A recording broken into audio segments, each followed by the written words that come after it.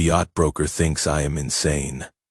And honestly, I cannot blame him for that reaction because I am standing in his downtown Seattle office, asking to buy an 80-foot motor yacht with cash. And I probably look like I haven't slept in 3 days, which I haven't. The bags under my eyes are deep enough to pack groceries in.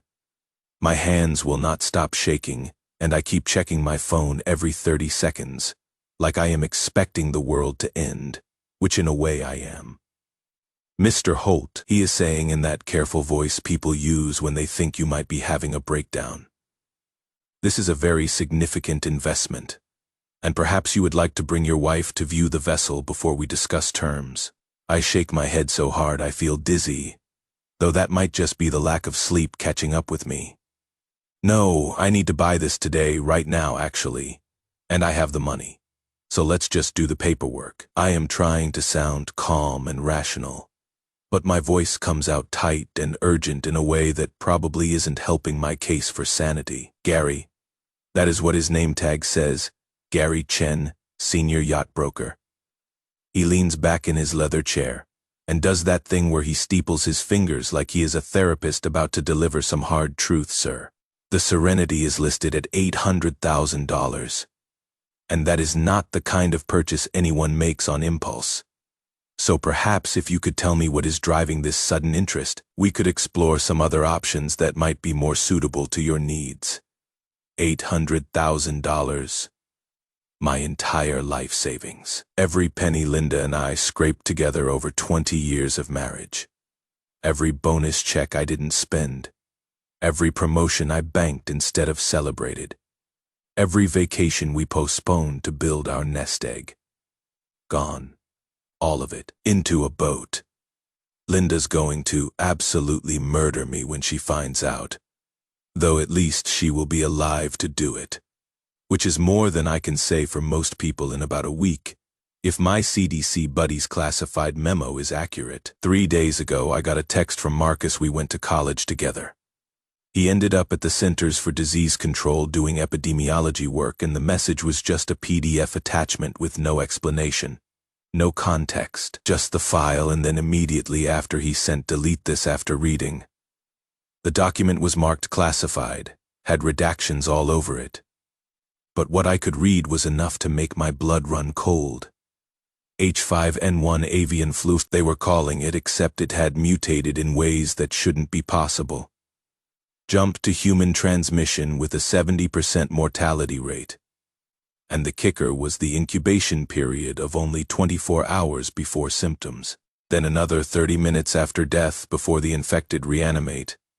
The memo used careful bureaucratic language about preparing for worst-case scenarios and contingency planning for social disruption, but what it really meant was that someone at the CDC had done the math and realized we were maybe a week away from complete societal collapse. I really love boats.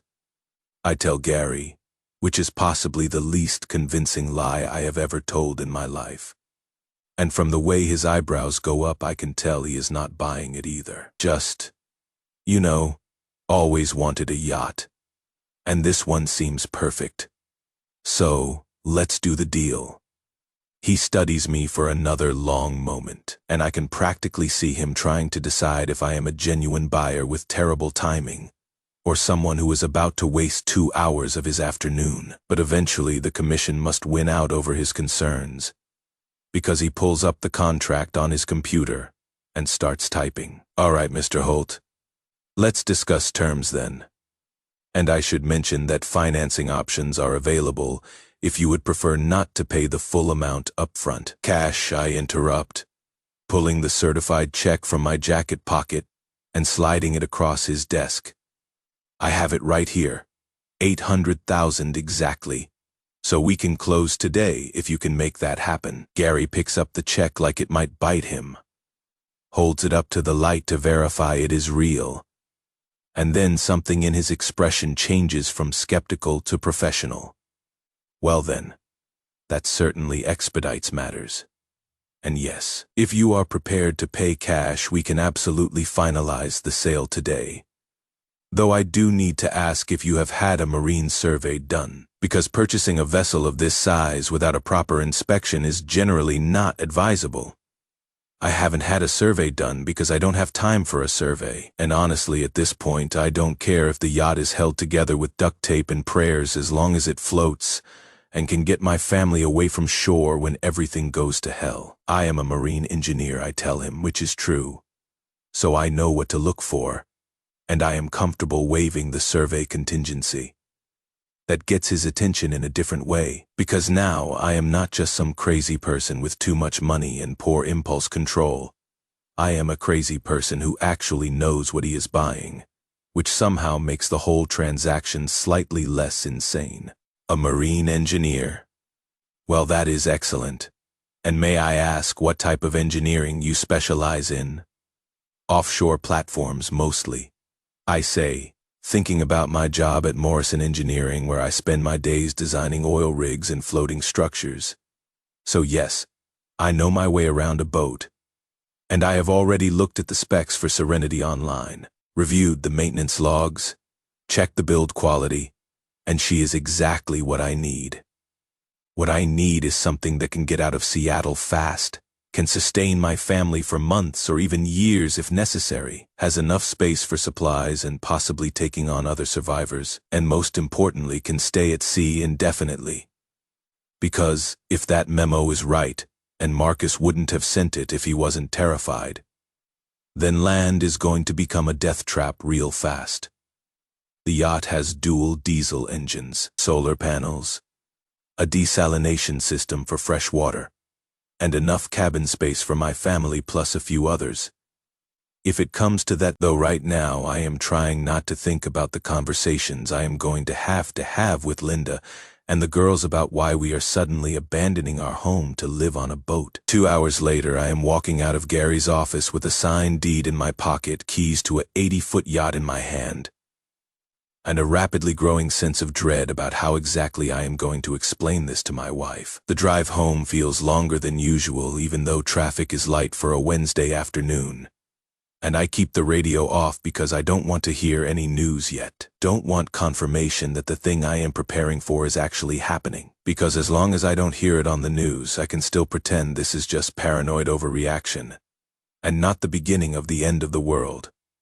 Our house is in a nice suburb about 20 minutes from downtown. One of those neighborhoods with good schools and safe streets where everyone knows their neighbors, and the biggest concern used to be whether the HOA would approve your fence color. I pull into the driveway and sit there for a minute, just staring at our front door, trying to figure out what words I am going to use. But there is really no good way to say I spent our entire life savings on a yacht, because I think zombies are coming. So eventually I just get out of the car and head inside to face the music. Linda's in the kitchen working on her laptop when I walk in, probably putting together another real estate listing because she is one of the top agents in Seattle and takes her work seriously. And she glances up when she hears me but doesn't stop typing. "Hey babe, how was work?"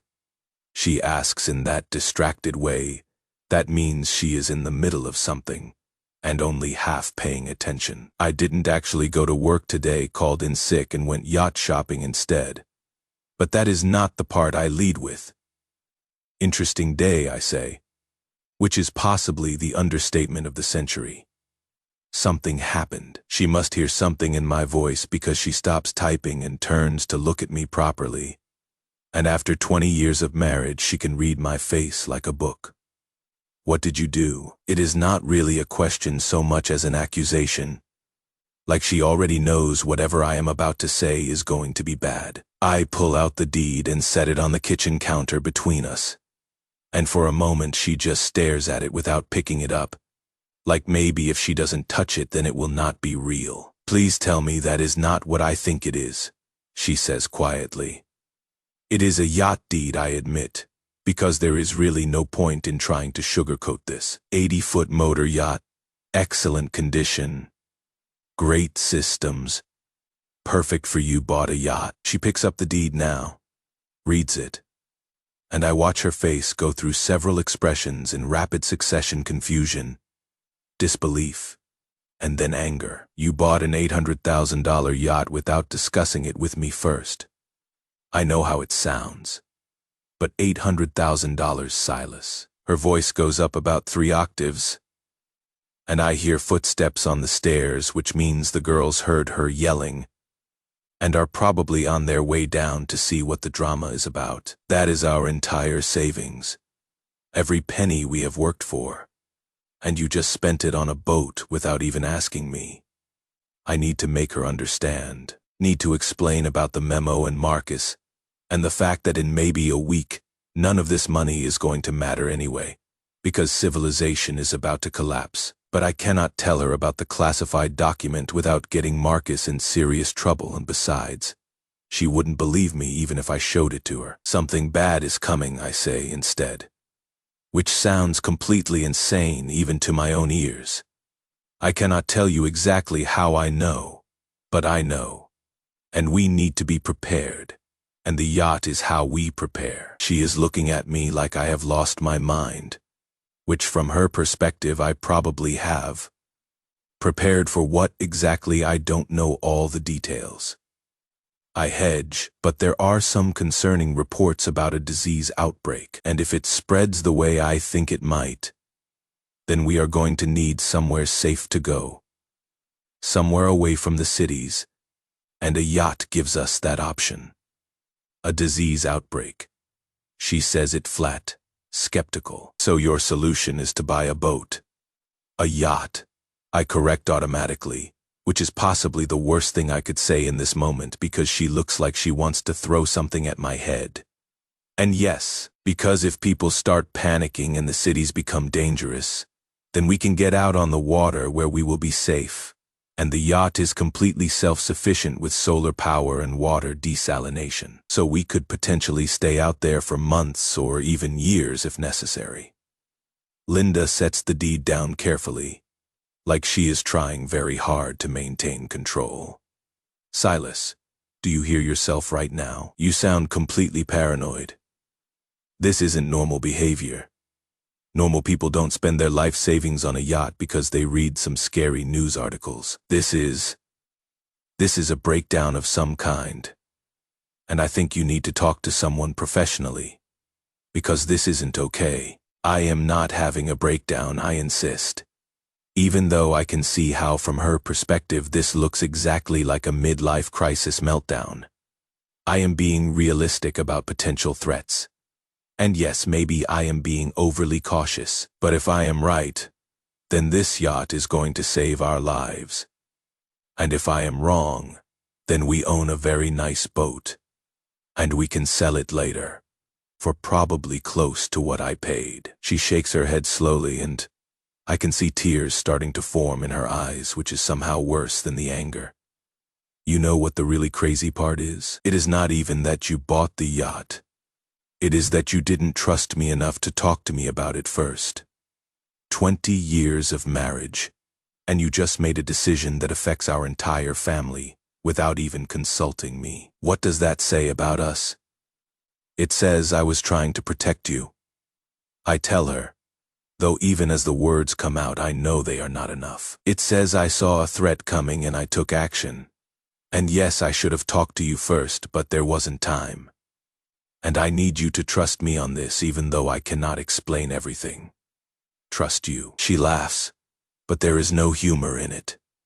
You just proved I cannot trust you. You went behind my back, spent every penny we have, and now you want me to just accept it because you have got some vague bad feeling about the future. The kitchen door swings open and Emma walks in. Our 16-year-old daughter, who is currently in that phase where everything her parents do is embarrassing and mortifying. Why is Mom yelling? She asks, though from her tone I suspect she already knows this is somehow my fault. What did you do now, Dad? Your father bought a boat, Linda says, before I can answer. Emma's eyes go wide, like a little boat, like an 80-foot yacht that cost $800,000. Linda clarifies, and I watch Emma's expression go from curious to horrified. Oh my God, Dad, what is wrong with you? She pulls out her phone and starts typing frantically, probably texting her friends about her insane father. Do you know how embarrassing this is? Everyone at school is going to think we are those weird preppers who have a bunker and stockpile canned food. And now we are boat people too. I cannot deal with this. It is a yacht, not a boat, I mutter, which is definitely not helping my case. And Sophie chooses that moment to come bouncing into the kitchen because our 12-year-old has the opposite reaction to everything that Emma does. "Did you really buy a yacht?" Sophie asks with excitement in her voice that suggests she thinks this is actually cool. "Can we name it? Can I pick the name? Oh, can we paint it? I want to paint a skull and crossbones on the side like a pirate ship." "It already has a name," I tell her, grateful that at least one member of my family isn't treating me like I have lost my mind. "It is called Serenity." Sophie wrinkles her nose. "That is a boring name. We should call it something better, like Fortress or Revenge or the Dread Pirate Sophie." She is practically vibrating with excitement now. "Dad, this is so cool. We are going to live on a yacht, can I tell my friends?" "We are not living on the yacht," Linda says firmly. "Your father made a mistake, and we are going to figure out how to fix it. But this is not a long-term plan." I look at Sophie's eager face, and then at Emma's disgusted expression, and Linda's barely contained fury. And I know I have just created a rift in my family that is going to take a lot of work to repair. But I also know that in a few days when the news starts reporting the outbreak, I am going to be vindicated. "Just give me a week," I say to Linda. 1 week. If nothing happens, if everything's fine, then I will admit I overreacted, and we can figure out what to do with the yacht. But if I am right, if something does happen, then you will understand why I did this." "A week," she repeats, and I cannot tell if she is agreeing or just too tired to argue anymore. "Fine, 1 week. But Silas, if this is nothing, if you just threw away our savings for no reason, then we are going to have some very serious conversations about our marriage." She walks out of the kitchen, and Emma follows her after giving me one more look that suggests I am the worst father in the world, which leaves just me and Sophie standing there. "I think it is cool, Dad," Sophie says, giving me a quick hug. "Even if everyone else thinks you are crazy, I think having a yacht is awesome." "Thanks, kiddo," I tell her. And I mean it because right now she is the only person in this house who doesn't think I have completely lost my mind. "Want to come see it this weekend? We can check out all the features, and maybe I will let you help me install some upgrades." Her eyes light up. "Really? Can I help with the pirate flag?" "We are not putting a pirate flag on it. But yes, you can help with other things. I am already mentally running through the list of modifications I need to make steel shutters for the windows, reinforced hull plating, expanded solar panel array, some kind of greenhouse setup on the upper deck, and definitely a way to keep chickens because having a renewable food source is going to be critical. There is a lot of work to do to get it ready. Ready for what? I look at my daughter, this smart, curious 12-year-old who still believes her father isn't an idiot, and I want to tell her the truth.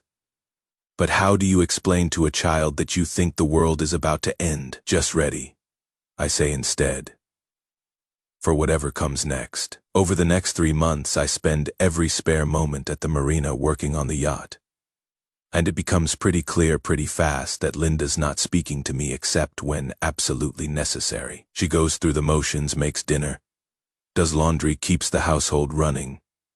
But there is this wall between us now that wasn't there before, and I know I put it there by not trusting her with the truth. Emma's disgusted with me and spends all her time with friends, coming home only to sleep, and making sure I know exactly how much I have ruined her life by being the weird yacht dad. Only Sophie seems genuinely excited about the whole thing, showing up at the marina on weekends with sandwiches and questions about what I am doing and why. "Why are you putting metal over the windows?" she asks one Saturday while I am installing steel shutters that can be locked down from the inside. "Security." I tell her, Because that is the simplest answer. In case someone tries to break in.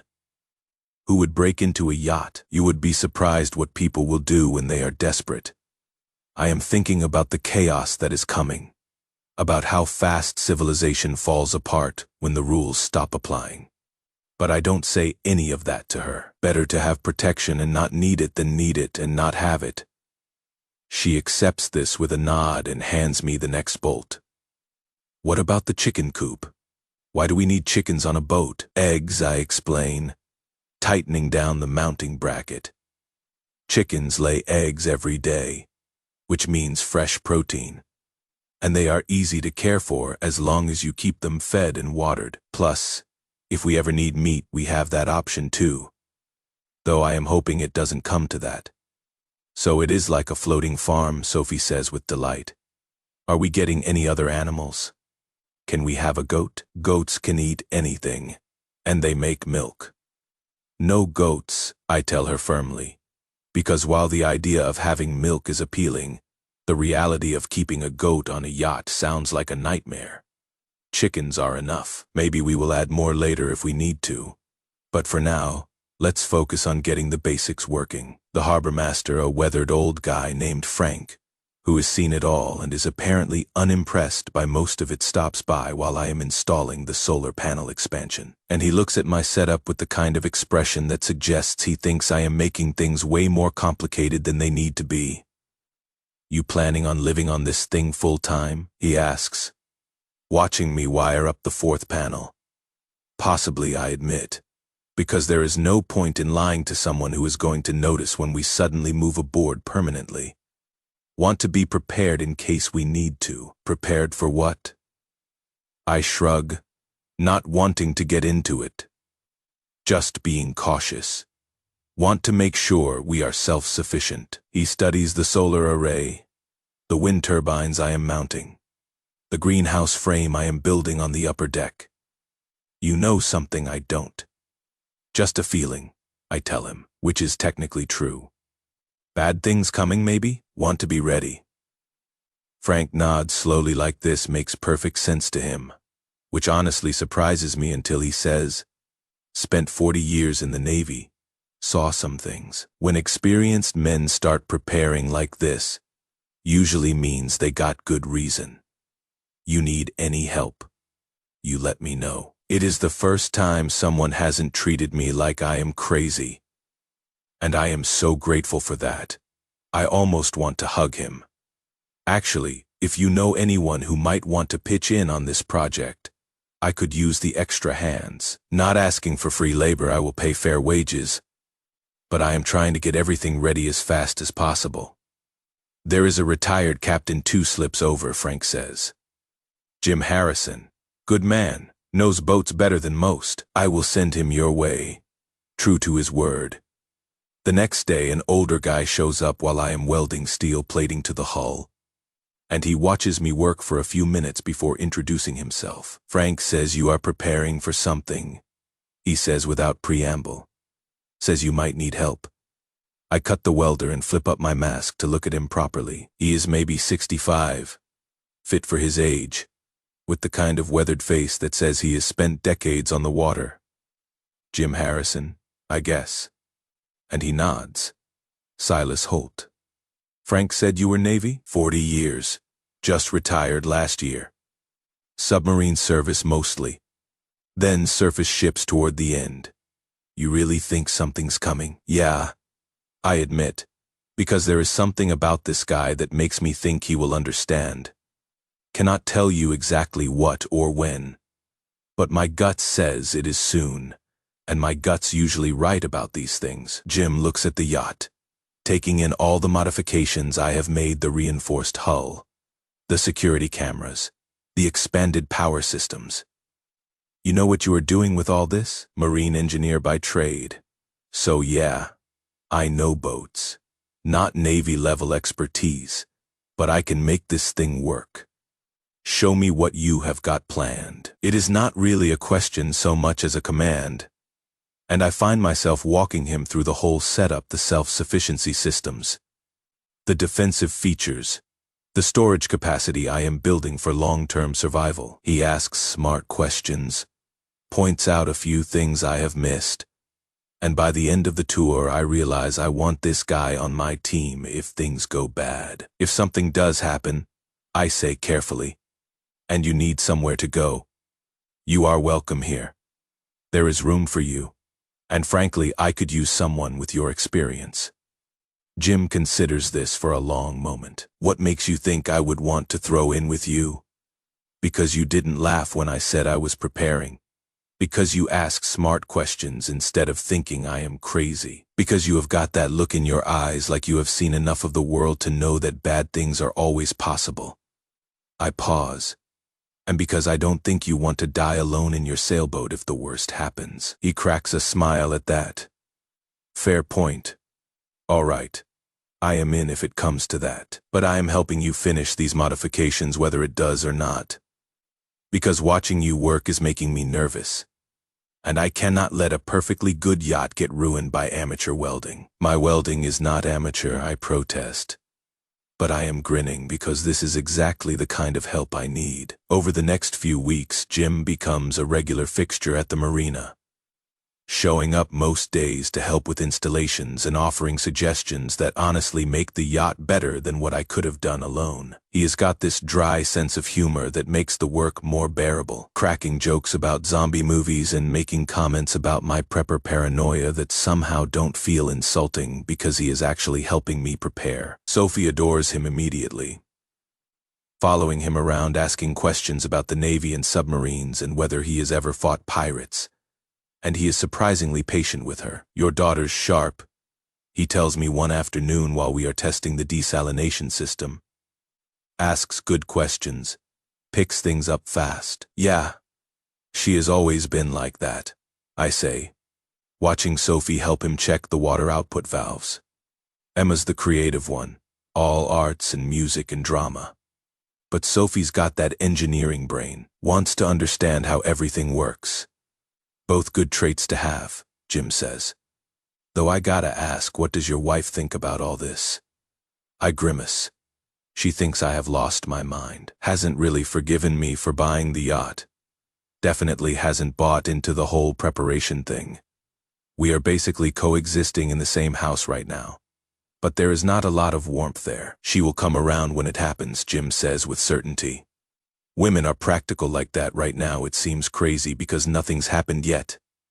But when shit hits the fan, she will be grateful you prepared. If she is even willing to come to the yacht when the time comes, I mutter. Because I have been genuinely worried that Linda might refuse out of spite or principle, or just because she is that angry at me. Jim snorts. She will come. Trust me, when people see what is happening out there, they get real flexible real fast about their principles. Your wife's smart, she will choose survival over pride. I hope he is right because I am not sure what I will do if Linda refuses to leave when the outbreak starts. I cannot force her. Cannot drag her and the girls onto the yacht against their will. But I also cannot just let them stay behind to die. It is a problem I don't have a solution for yet. So I push it to the back of my mind and focus on the work that needs doing. The last major addition is the chicken coop, which requires more negotiation with Frank than I expected, because apparently keeping livestock on a yacht at a luxury marina is frowned upon. Sir, this is not a farm, Frank says. When I explain what I want to do, we have rules about this kind of thing. I will pay extra fees. I offer whatever it takes. I need the chickens for food security, and they will be in a proper coop, kept clean, not bothering anyone. You will not even know they are there. He sighs, like I am making his life unnecessarily difficult. Fine, but if those chickens cause any complaints from other boat owners, they are gone. Understood. Understood. Thank you. I shake his hand and get to work building the coop, which goes on the aft deck where it will be protected from the weather but still get enough ventilation. I buy 10 laying hens from a farm supply place outside the city, and they adapt to the yacht surprisingly well, settling into their new home like they were born for boat life. Sophie immediately names all of them, Henrietta Cluck Norris, Amelia Eggart, and 7 others with equally ridiculous names, and takes over their care completely, checking on them multiple times a day and collecting eggs with the kind of pride that makes me think maybe bringing her into this preparation wasn't a mistake after all. September rolls around and I am spending 12-hour days at the marina, trying to finish everything before whatever's coming actually arrives. The news hasn't reported anything yet beyond some vague mentions of unusual flu activity in China, but I am monitoring the CDC website obsessively, and I can see the pattern forming: more cases, spreading faster, mortality rates climbing. Marcus hasn't contacted me again, which either means he is too busy dealing with the crisis or he has been silenced somehow. But I don't need him to tell me what is coming. I can read the data myself. The final stockpiling phase is the hardest part because it means spending even more money that we technically don't have anymore. But I raid our credit cards and drain the last bit of savings. Linda doesn't know about to buy 2 years' worth of non-perishable food, a complete pharmacy's worth of medical supplies, seeds for the greenhouse, tools, spare parts, weapons, mostly fishing equipment that can double as defensive gear because I don't want to spook Linda with an arsenal, and enough miscellaneous survival equipment to fill half the yacht's storage holds. Every trip to Costco feels like preparing for the apocalypse, because that is exactly what I am doing. Loading up carts with industrial-size packages of rice and beans and canned goods, while other shoppers give me weird looks. Having a party? The checkout clerk asks one day while ringing up my 3rd cart full of supplies, something like that. I tell her, because explaining that I am preparing for societal collapse seems like a conversation I don't want to have. She looks at all the freeze-dried meals and emergency rations. Must be one hell of a party. You have no idea, I mutter, and hand her my credit card hoping it doesn't get declined, because I am pretty sure I have maxed it out at this point. Linda notices the credit card charges eventually, of course she does, because she handles our finances, and there is no hiding multiple $5,000 purchases from Costco. She confronts me at dinner one night while Emma and Sophie are upstairs doing homework.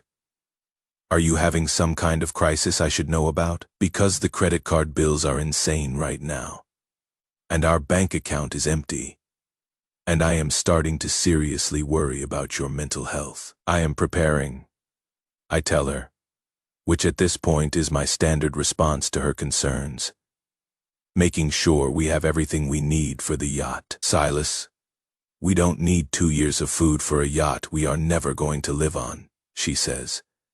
And there is this exhausted tone in her voice, like she has given up on being angry and moved straight to resignation. This has gone way beyond being cautious. This is full-blown paranoia, and I don't know how to help you anymore. You don't need to help me, I say quietly. You just need to trust that I know what I am doing. But I don't trust that, she admits. I don't trust any of this. You have changed, Silas. Ever since you bought that yacht, you have become obsessed with this idea that something terrible is going to happen, and it is affecting our whole family. Emma's embarrassed to have friends over. Sophie's spending all her time at the marina instead of with her classmates. And us, we barely talk anymore, except to argue about money. I want to tell her about the memo, about Marcus, about the pandemic that is brewing in Asia and will hit the US within days. But I cannot without breaking Marcus's trust and possibly getting him arrested for leaking classified information. One more week, I say instead. That is all I ask. If nothing happens in the next week, I will admit I overreacted and we can figure out what to do with all these supplies. And if something does happen, then you will understand why I did all this, and you will be grateful we have somewhere to go. She shakes her head slowly. I hope for your sake that you are right, because if you are not, I don't know how we come back from this. That conversation happens on the 14th of October. On the 15th of October, everything changes. I am at work trying to focus on designing an offshore platform but mostly refreshing news websites every 5 minutes. And that is when my phone buzzes with a text from Marcus. Just 3 words. It is happening, go. My stomach drops so fast I feel like I might throw up. I don't ask for clarification or confirmation. Just grab my coat and bag and head for the door. My boss catches me on the way out. Silas, where are you going? We have got the client meeting in an hour. Family emergency, I lie. Except it is not really a lie because my family is about to be in serious danger if I don't get to them right now. I have to leave. This is really unprofessional, he starts. But I am already out the door and practically running to my car. I turn on the radio as I am pulling out of the parking lot. And at first it is just normal programming. But then I catch a news update interrupting regular broadcast. Reports coming in from multiple cities of violent attacks and unexplained aggressive behavior. Hospitals in Los Angeles, San Francisco, and Portland are reporting being overwhelmed with patients exhibiting rabies-like symptoms. The CDC has issued a statement recommending people avoid large crowds and stay indoors if possible. While they investigate, I change stations. Martial law has been declared in several West Coast cities, as authorities struggle to contain what officials are describing as a public health crisis of unprecedented scope. Citizens are advised to shelter in place and avoid contact with anyone showing signs of illness.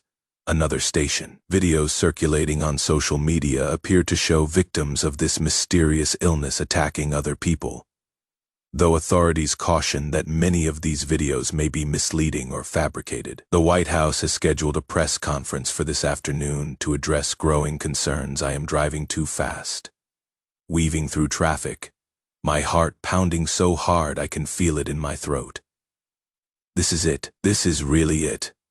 Everything I prepared for. Everything people thought I was crazy for doing. It is all actually happening, and I need to get to my family right now before the cities collapse completely. I try calling Linda, but she doesn't answer the first 3 times. And when she finally picks up on the 4th call, she sounds annoyed. What?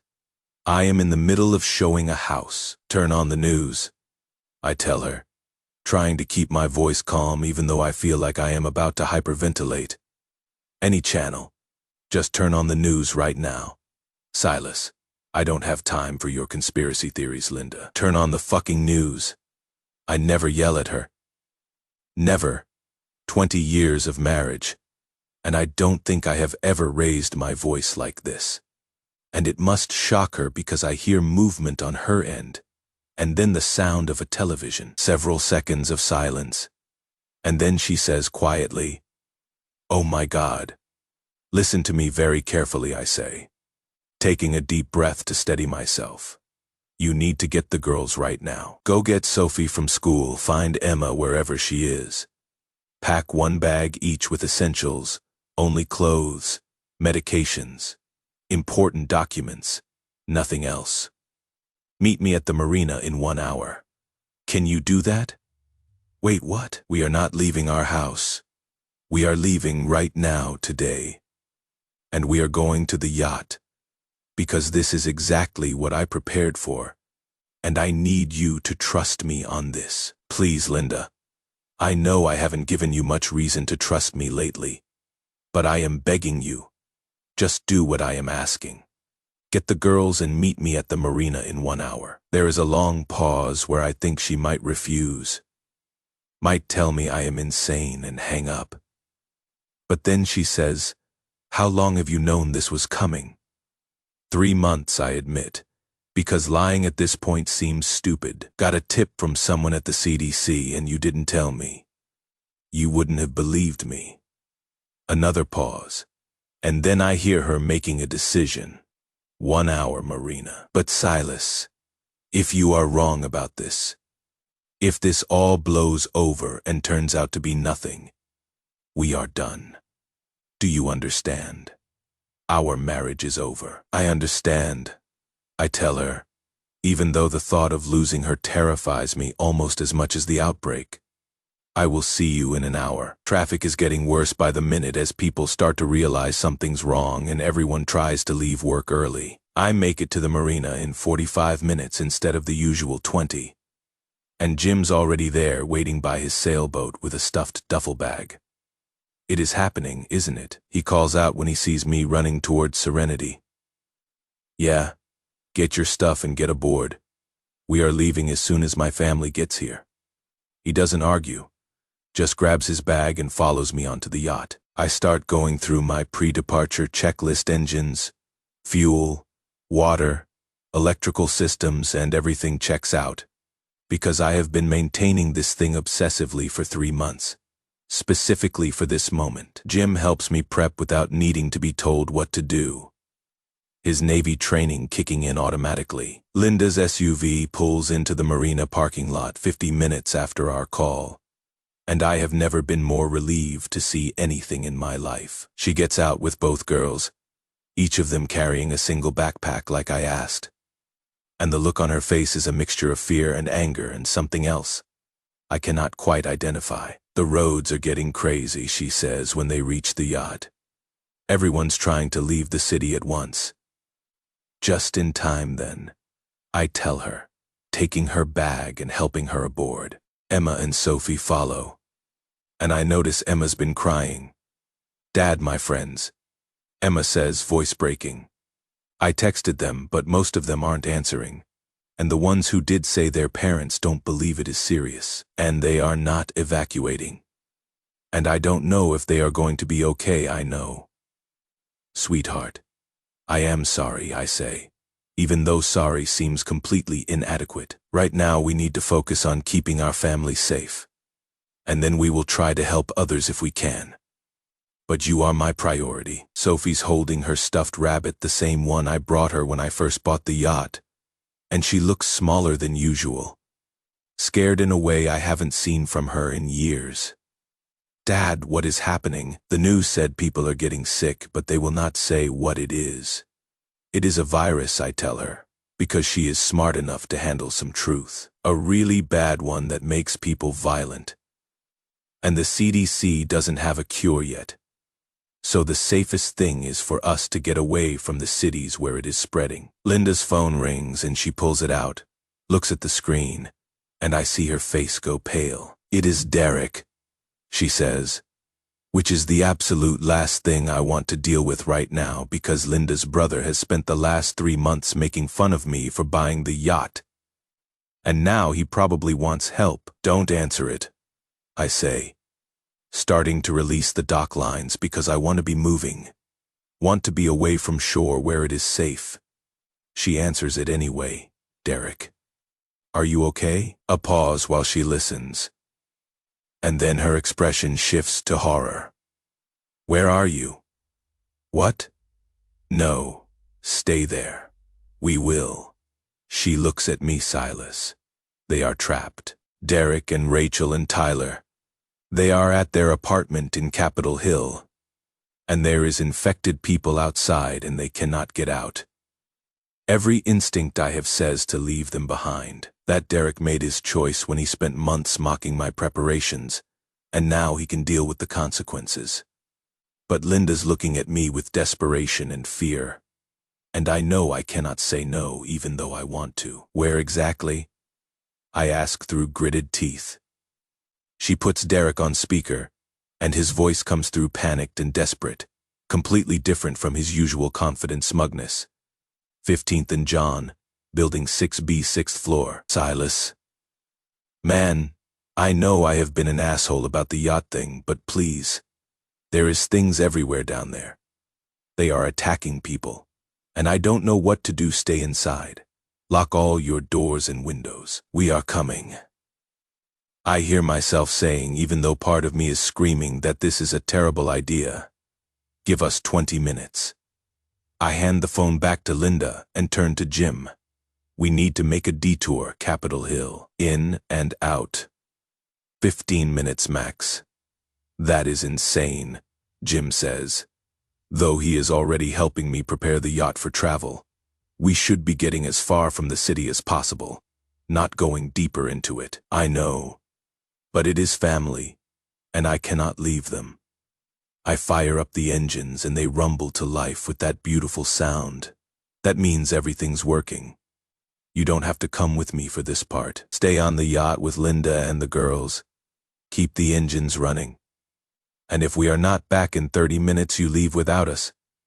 Like hell I am staying behind, Jim says. You will need backup. And I have got a couple of grenades left over from my retirement gift to myself. So let's go rescue your idiot brother-in-law. You have grenades. I stare at him. Navy retirement. Don't ask questions. He grins. And despite the terror of the situation, I find myself laughing because this old man is exactly the kind of crazy I need right now. The boat ride to Capitol Hill takes 15 minutes. That feel more like 15 years. And I can see the city starting to burn even from the water. Smoke rising from multiple locations. Sirens everywhere.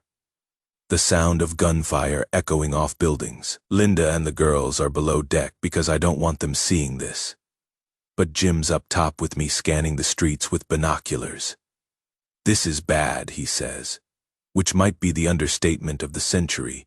Real bad. I count maybe 50 of those things just in the area around their building. Can we thin them out somehow before we go in? Distraction, maybe. Draw them away from the entrance. He pulls out his flare gun from his duffel bag. I light this. Toss it a block away. Most of them should follow the light and noise. Will not give us long, but it might be enough. We dock at the closest pier to Derek's building, and I grab the fire axe I stowed on board while Jim loads his flare gun and grabs what looks like actual military cherry bombs from his bag. Where the hell did you get those? I ask. Like I said, don't ask questions. You ready? I am not ready. We'll never be ready for this. But Derek and Rachel and their 8-year-old son are trapped up there, and I cannot leave them to die no matter how much Derek deserves it for being an asshole. Let's do this. The street is worse than I expected, bodies everywhere and infected shambling around looking for victims. They notice us immediately and start moving in our direction. But Jim fires the flare before they get close, and the bright red light arcs through the air and lands 3 blocks away. Maybe 20 of the infected turn and follow it, drawn by the brightness and the hissing sound. Jim lights the cherry bombs and tosses them in a different direction, and the explosions draw another 15 infected away from the building entrance. We are left with maybe 20 between us and Derek's apartment, which are terrible odds but better than 50. Go, Jim yells, and we run. The first infected reaches me and I swing the fire axe, catching it in the shoulder because I was aiming for the head, and my aim is shit when I am terrified. The woman, she used to be a woman. Now she is something else, goes down, but she is still moving. Still trying to grab at my legs. So I have to hit her again, and this time I don't miss. Jim's next to me, taking down infected with the kind of brutal efficiency that comes from decades of military training. And we fight our way to the building entrance. The door's locked, which is both good and bad. Good, because it means infected haven't gotten inside. Bad because we need to get in right now. I kick at it, but the lock holds, so I take the axe to the handle and break it off, and then we are through and slamming the door behind us just as more infected reach the entrance. The stairwell is dark and empty and echoes with our footsteps as we climb, and I am already exhausted by the second floor because 45 years old is not the right age to be running up 6 flights of stairs while carrying an axe and running on pure adrenaline. Jim's ahead of me, moving like he is 20 years younger, and I push myself to keep up even though my lungs are burning. 4th floor, and there is an infected in the stairwell coming down, and Jim just shoves past me and takes it out with a combat knife that he apparently also had in his magical duffel bag of military surplus items. 5th floor, 6th floor, and we are at Derek's apartment door. I pound on it. Derek, open up. There is movement inside, and then the door cracks open, and Derek's face appears, pale and terrified and looking nothing like the smug, confident asshole who spent 3 months making fun of my yacht purchase. Oh, thank God, he starts, but I cut him off. No time. Get your family, we are leaving right now. Rachel appears with Tyler, and they each have a small bag, which at least shows some sense of priorities. We need to run, I tell them, making sure they understand the situation. Fast, don't stop for anything. If something grabs you, you are on your own because we cannot carry you and fight at the same time. Understood? Rachel's eyes go wide. What? You cannot just, this is not a negotiation. Jim interrupts in his best military command voice. You keep up or you die. Simple as that. Now move. We run back down the stairwell. And it is even worse than coming up because now Derek's family is with us. And Tyler's 8 years old and cannot move as fast as we need him to. Derek's carrying his son, which helps, but by the time we hit the 3rd floor, we can hear infected in the stairwell behind us, and they are gaining. 2nd floor, and there are infected below us too. At least 5 of them. And we are trapped between 2 groups with no good options. Jim pulls out what might actually be his last grenade, and I am about to tell him we cannot risk it because the explosion could bring down the building. But he has already pulled the pin and tossed it down the stairwell. Run. He yells and we run. The explosion is deafening in the enclosed space, and I feel the concussion wave hit my back as we burst through the ground floor door and into the lobby. Most of the infected that were blocking our way are dead or stunned, and we scramble over them and out into the street where even more infected are converging on our position. The yacht is right there, maybe 100 yards, and it is the longest 100 yards of my life. Derek's gasping for breath. Tyler's crying.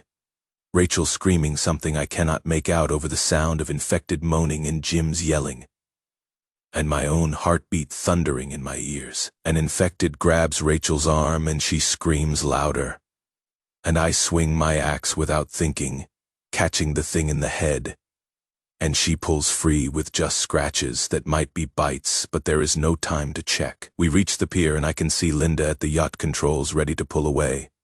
And we jump aboard, literally jump, because Jim and I are throwing people onto the deck. And as soon as everyone's on, I yell go. And Linda hits the throttle and we are moving. Infected pile onto the pier behind us, reaching out with grasping hands. And some of them fall into the water where they immediately sink. Because apparently whatever the virus does to them doesn't include the ability to swim. We pull away fast, engines at full power. And I watch the shore recede behind us with a mixture of relief and horror, because we made it, but I can see people still on shore who aren't going to make it, can see the city burning and falling apart in real time. Derek collapses on the deck gasping for air, and Rachel's checking Tyler for bites and crying, and Linda's at the helm doing exactly what I asked her to do, which is get us away from shore as fast as possible. Jim's leaning against the rail, catching his breath. And he looks at me and shakes his head with this expression that says we just did something incredibly stupid and somehow survived. Thanks, Derek manages to gasp out between breaths. Silas, I know I have been. Thank you. I should probably say something gracious or forgiving, but I am too exhausted and angry and terrified to be gracious. You mocked me for 3 months, I tell him flatly. Called me paranoid. Said I was wasting my money. Now you are alive because of that yacht you made fun of. He nods. Cannot even argue because we both know it is true. I was an asshole. I am sorry. Yeah, you were. I turn to check on Linda and the girls, leaving Derek to deal with his own guilt. And when I get to the helm, Linda just looks at me with tears in her eyes. You were right, she says quietly, about all of it. The yacht, the preparation, everything. I should have trusted you. You are here now, I tell her, and pull her into a hug even though she is trying to steer. That is what matters. We are all here. We are all safe. And we have somewhere to go. We motor out past the breakwater and into open water, and I set our course for 2 miles offshore because Jim's military experience suggests that is far enough that infected cannot reach us, but close enough that we can still observe what is happening on shore. The sun's setting by the time we drop anchor, and in the dying light I can see Seattle burning, can see the civilization we knew collapsing in real time. Below deck, Derek and Rachel and Tyler are in one of the guest cabins. Emma and Sophie are in their room. And Jim's claimed a small cabin near the engine room. Nobody's talking much because what is there to say when you have just watched the world end? I find Linda sitting in the main salon staring at nothing, and I sit down next to her. First night, I say, because someone needs to say something even if it is completely inadequate. "How did you know?" she asks. "Really? How did you know this was coming?" I am too tired to keep secrets anymore. I have a friend at the CDC, Marcus Chen. We went to college together. 3 months ago, he sent me a classified memo about H5N1 mutation, human-to-human transmission, projected outbreak timeline. He is probably in serious trouble now for leaking it, but he saved our lives. 3 months, she repeats. You knew for 3 months and you couldn't tell me. If I had shown you the memo, I would have been admitting to possessing classified documents, which is a federal crime. Marcus could have gone to prison, and you wouldn't have believed it anyway. You thought I was crazy, even without knowing about the memo. She doesn't have a response to that because we both know she would have just thought I was deeper into my paranoid delusion. We sit in silence for a while, and finally she says, "I am sorry I didn't trust you. You spent 3 months trying to save us, and I spent 3 months being angry at you for it." "You didn't know," I tell her, taking her hand. "How could you know? I am just glad you came when I called." "Of course I came. You are my husband." She squeezes my hand. "So what now? We just stay on the yacht forever, for a while at least. Until we figure out how bad it is, how long it lasts, whether there is any safe places left." I gesture around at the yacht that is now our home. We have got everything we need to survive: food, water, power, shelter. We can fish for protein, the garden will produce vegetables, the chickens give us eggs. We are completely self-sufficient out here. How long can we last? 2 years on stored food, if we are careful. Longer if we supplement with fishing. The solar panels and desalination mean we have unlimited power and water as long as the equipment holds up. We can do this, Linda. We can survive. She leans against me, and for the first time in 3 months I feel like we are on the same team again.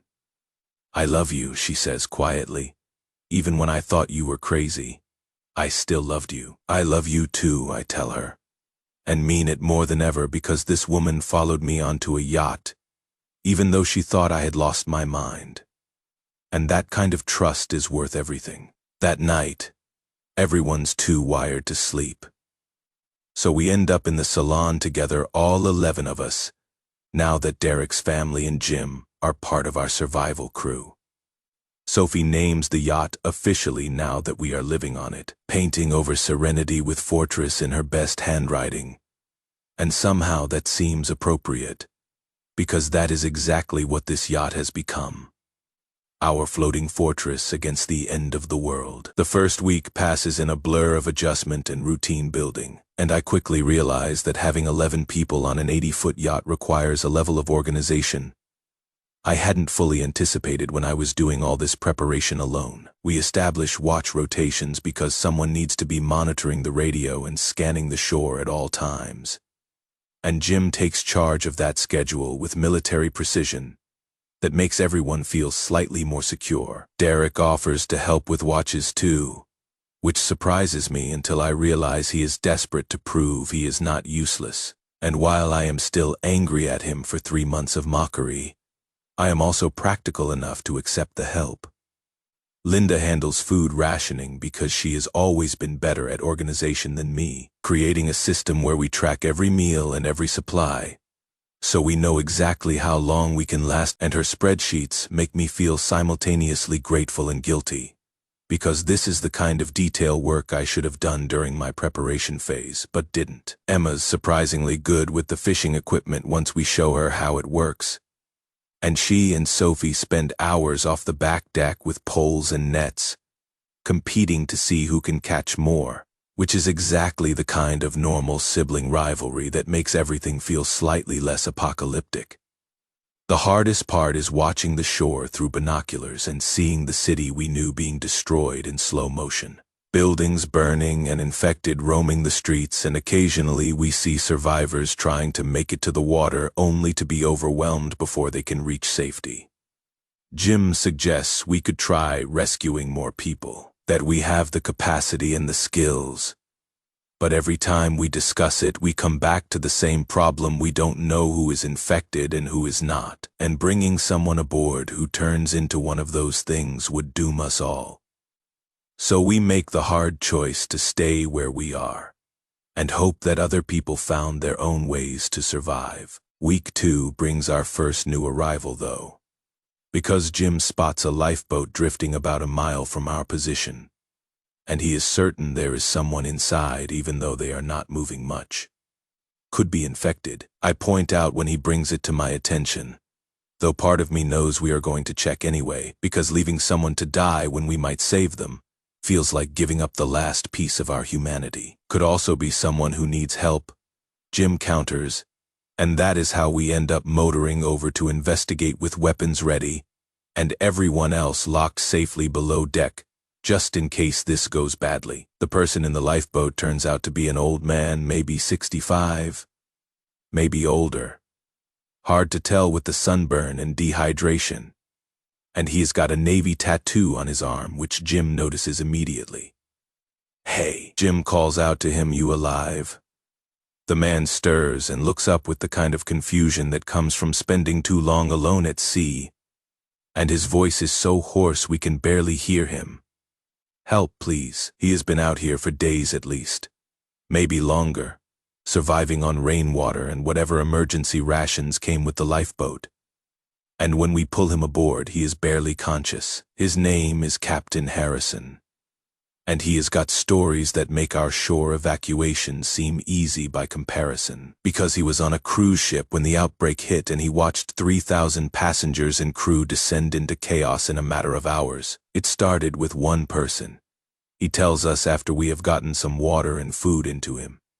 His voice still rough but growing stronger. Someone got infected on shore leave and brought it back to the ship, bit a crew member in the hallway, and within 6 hours we had infected on every deck. People panicked, lifeboats launched. Most of them capsized in rough seas. I got lucky, grabbed a boat that didn't flip and just drifted until you found me. How long were you out there? Linda asks, bringing him another bottle of water because the first one disappeared in about 30 seconds. Week. Maybe more.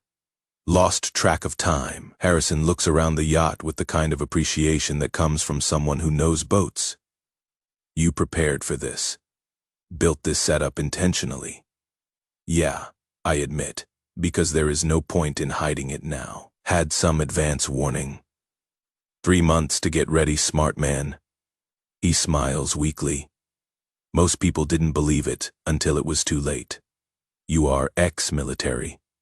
Marine engineer, actually civilian, just paranoid enough to take the threat seriously when I saw it coming. That seems to satisfy him.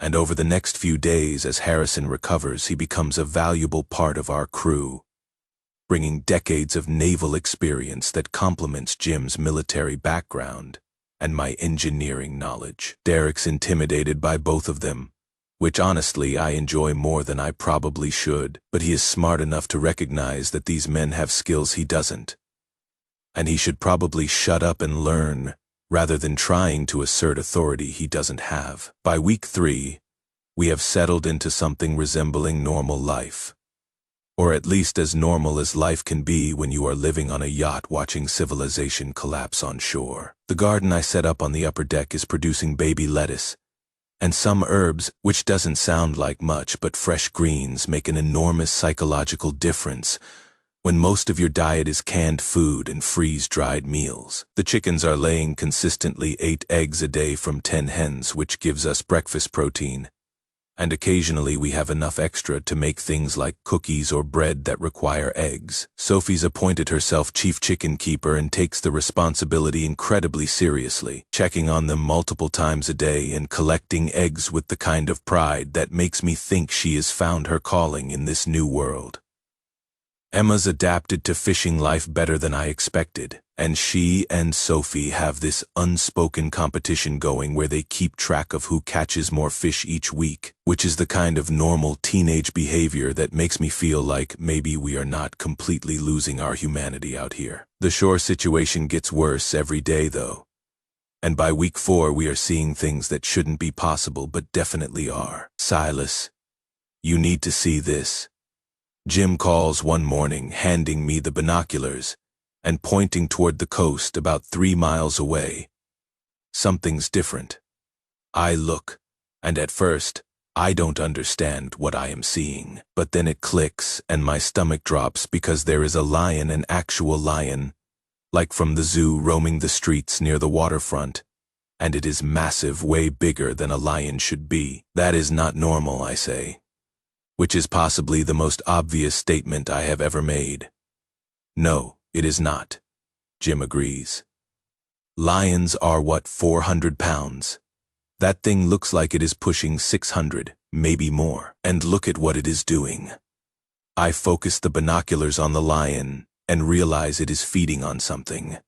And after a second, I recognize that it is eating an infected corpse, just tearing into it like it is a normal meal. Should we be worried about that? I ask. Though I already know the answer. Probably, Sarah says, and I turn to find her standing behind us with her own binoculars. Right. I forgot to mention Sarah in all the chaos. Dr. Sarah Chen, marine biologist, found her clinging to a research buoy about 2 weeks ago. When we went exploring a bit further from our anchorage, she has been incredibly valuable for understanding ocean patterns and fish behavior. But more importantly, she knows enough about biology to understand what we are potentially looking at here. Animals eating infected flesh. Sarah continues, still watching the lion through her binoculars. That is very bad from an epidemiological standpoint. Because if the virus can jump species, and if animal biology reacts differently to it than human biology, we could be looking at some kind of mutation or enhancement. Sharks have already been acting strange. I have been tracking that, but land animals getting involved makes this significantly more complicated. Strange how? I ask. Though I am not sure I want to know the answer. More aggressive than normal, appearing in groups when they should be solitary.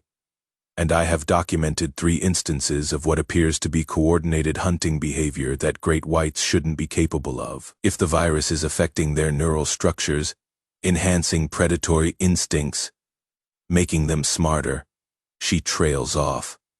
But the implication is clear and terrifying. So we might have super intelligent sharks and mutant zoo animals to worry about on top of the zombies. Derek says, because of course he has been listening. That is just great. Perfect. Exactly what we needed. The technical term is enhanced predators. Sarah corrects, though I am not sure the terminology matters much when we are talking about lions that eat zombies and sharks that hunt in packs. And yes, if the pattern continues, we should expect accelerated evolution in any species that consumes infected tissue.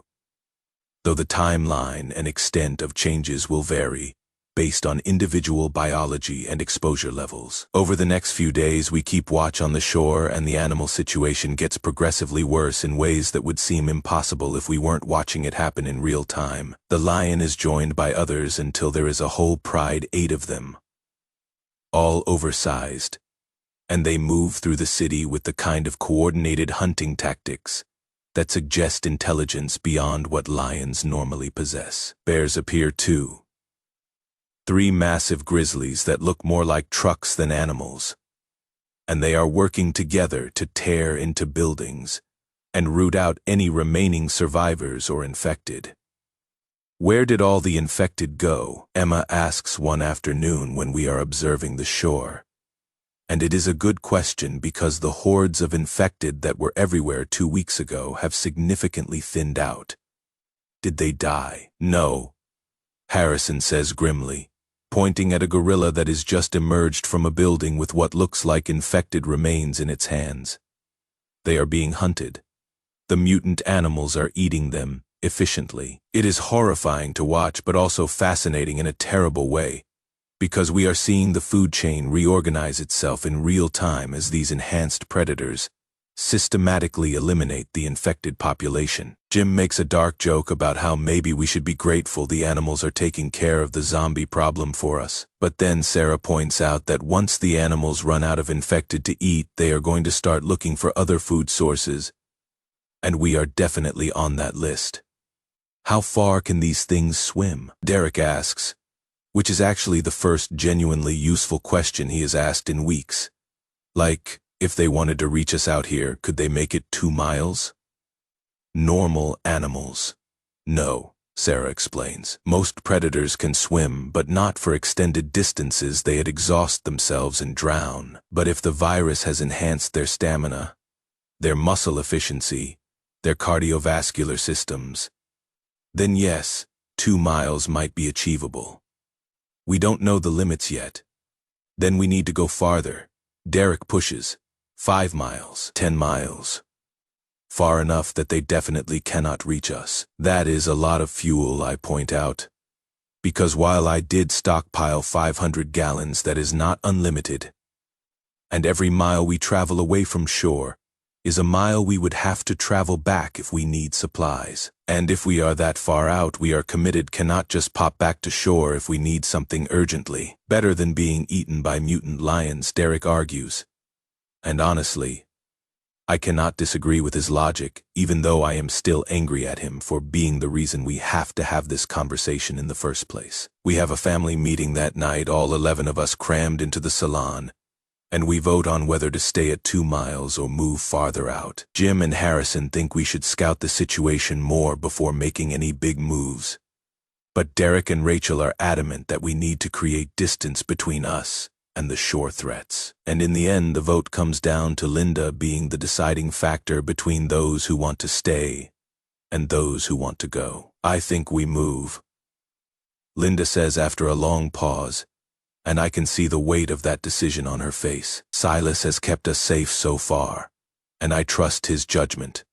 But Derek's right that these mutant animals are an unknown threat, and the smart play is to create distance until we understand what we are dealing with. All right, I say, even though part of me wants to argue that we are reacting too quickly, that we should gather more information first.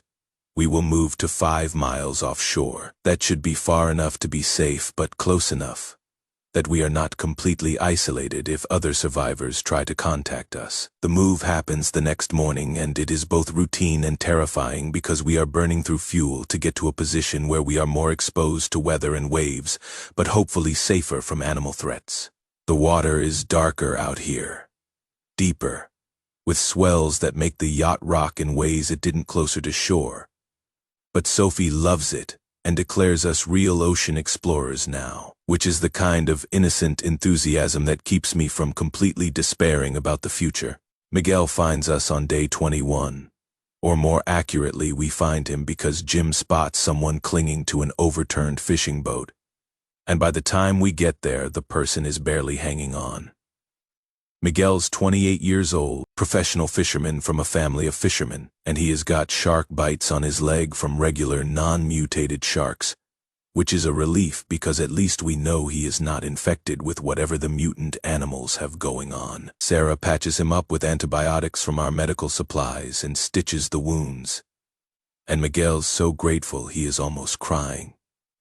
I can help, he insists, even though he should probably be resting fishing. I am really good at fishing. I can triple your catch easy. Just give me a chance to prove it.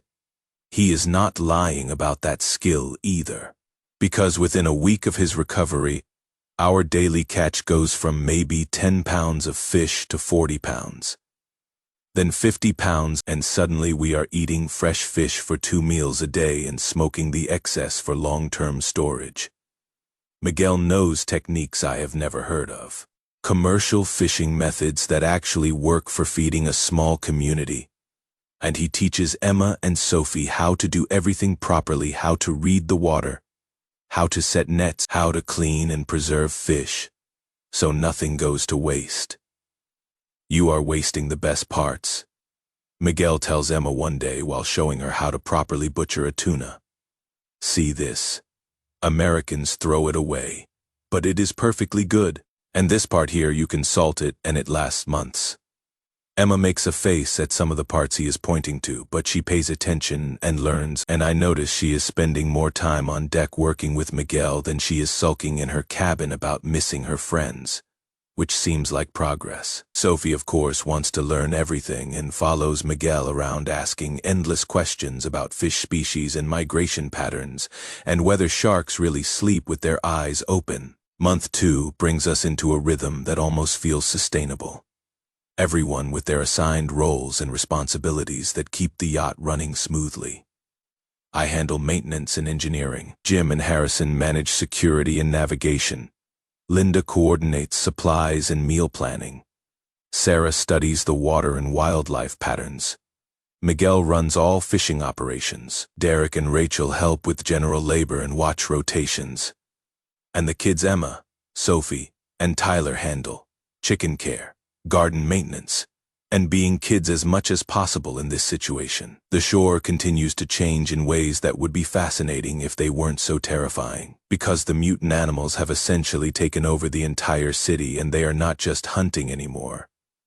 They are establishing territories and hierarchies in something that looks disturbingly like organized society. The lion pride stays near the waterfront. The bears control the industrial district, and a group of about 12 gorillas has claimed downtown. And they are using tools, actual tools like rocks and pipes as weapons, which is so far beyond normal gorilla behavior that Sarah spends hours just watching them through the telescope and taking notes. This is evolution accelerated by viral enhancement, she explains to anyone who will listen. Normally, this kind of behavioral development would take millions of years. But the virus is rewriting their neural pathways so quickly that we are seeing changes in weeks instead of eons. They are learning, adapting, becoming more intelligent with every day that passes. Are they going to become smart enough to build boats? Sophie asks with the kind of innocent concern that only a 12-year-old can manage. Probably not. Sarah reassures her, though she doesn't sound as certain as I would like. Tool use is one thing, but complex engineering requires a level of abstract thinking that even enhanced primates shouldn't be capable of. That probably haunts me for days afterward. Because what if she is wrong? What if these animals do figure out how to reach us? What if we are not actually safe out here at all? But we cannot keep moving farther from shore because we are already burning through fuel at an unsustainable rate. And at some point we have to commit to a location and hope it is enough. Month 3 brings what I have been dreading since we first saw the mutant animals, our first direct encounter. And it happens when a massive crocodile, easily 25 feet long, just appears next to our yacht one afternoon while Miguel and Emma are fishing off the stern. Jim spots it first and yells a warning, and by the time I get up on deck, the thing is circling us with the kind of deliberate intent that suggests it knows exactly what we are, and what we are is food. Everyone inside, I order, because this is not a threat we can fight off with fishing gaffs and crossbows. And for 10 minutes, we all just watch through the windows as this monster circles our yacht, like it is deciding whether we are worth the effort. Then it disappears underwater, and we think maybe it is left. But suddenly there is a massive impact on the hull that makes the whole yacht shudder, and everyone stumbles. It is trying to sink us, Harrison says with the kind of calm certainty that comes from military experience, and he is right because another impact hits us from below. And I realize this thing is ramming the yacht, trying to breach the hull, or at least damage us enough that we are helpless. Engines. I tell Linda, who is closest to the controls. Full power, we need to move. The engines roar to life, and we start moving, and the crocodile tries to follow, but even with its enhanced speed it cannot keep pace with the motor yacht at full throttle. So eventually it gives up and heads back toward shore, where presumably it has easier prey to hunt. We have got dents in the hull, significant ones. But the steel reinforcement I installed held up enough that we are not taking on water. Which means my paranoid preparation just saved our lives again. That was close, Derek says, with what might actually be the first moment of genuine gratitude I have seen from him. If you hadn't reinforced the hull before all this started, we would be sinking right now. Yeah, I agree. Because what else is there to say? I am exhausted from the adrenaline crash, and my hands are shaking, and I keep thinking about how close we came to disaster. But we made it, and that is what counts. That night we have a serious conversation about whether staying anywhere near shore makes sense anymore. Because if the mutant animals can swim out to reach us, then 5 miles isn't far enough, and maybe we need to be thinking about 50 miles or 100 miles, or just getting so far into the ocean that nothing can possibly reach us. The problem is that deep ocean fishing is completely different from coastal fishing, and Miguel admits he has never worked waters that deep before. Doesn't know if his techniques will translate, doesn't know if we will be able to catch enough fish to sustain everyone. We will adapt, Linda says with more confidence than I think she actually feels. That is what we have been doing this whole time, adapting to new threats and new challenges. We can learn deep ocean fishing if we have to. What about the yacht? Emma asks. Is it going to hold up that far out? The waves are bigger. The weather's worse. What if something breaks? Then I fix it, I tell her. Even though I am not entirely sure that is true, because some things cannot be fixed with spare parts and determination. Some things require proper facilities and specialized equipment we just don't have anymore. We will make it work. The decision to head 50 miles offshore is unanimous this time, because even Derek's family can see that staying close to shore with mutant predators actively hunting us is a death sentence. And the next morning we start the journey out into deeper water. The fuel gauge drops at a rate that makes me nervous, but there is no turning back now. And by afternoon we are far enough out that I cannot see shore anymore. Even with binoculars, just ocean in every direction. This is it, Jim says, standing next to me at the helm while I navigate. This is really it. We are all in now, no going back to shore for supplies. No rescue attempts, just us and whatever we can make work out here. Yeah, I agree. Feeling the weight of that decision settle over me like a blanket. Hope I made the right call. You have been making the right calls for 4 months now, he points out. No reason to doubt yourself at this point. Month 4 passes into month 5, and we are learning what deep ocean survival really means, which is that everything is harder and less predictable than we thought. Miguel struggles at first with the fishing, because techniques that worked in coastal waters don't translate to the open ocean, and our catches drop dramatically to maybe 10 pounds a day, which isn't nearly enough for 11 people. We start rationing the stored food more strictly, cutting meal sizes, trying to make everything stretch further, while Miguel experiments with different fishing methods. Sophie gets seasick from the bigger waves and spends 2 days just lying in her bunk feeling miserable. And I hate seeing my kids suffer.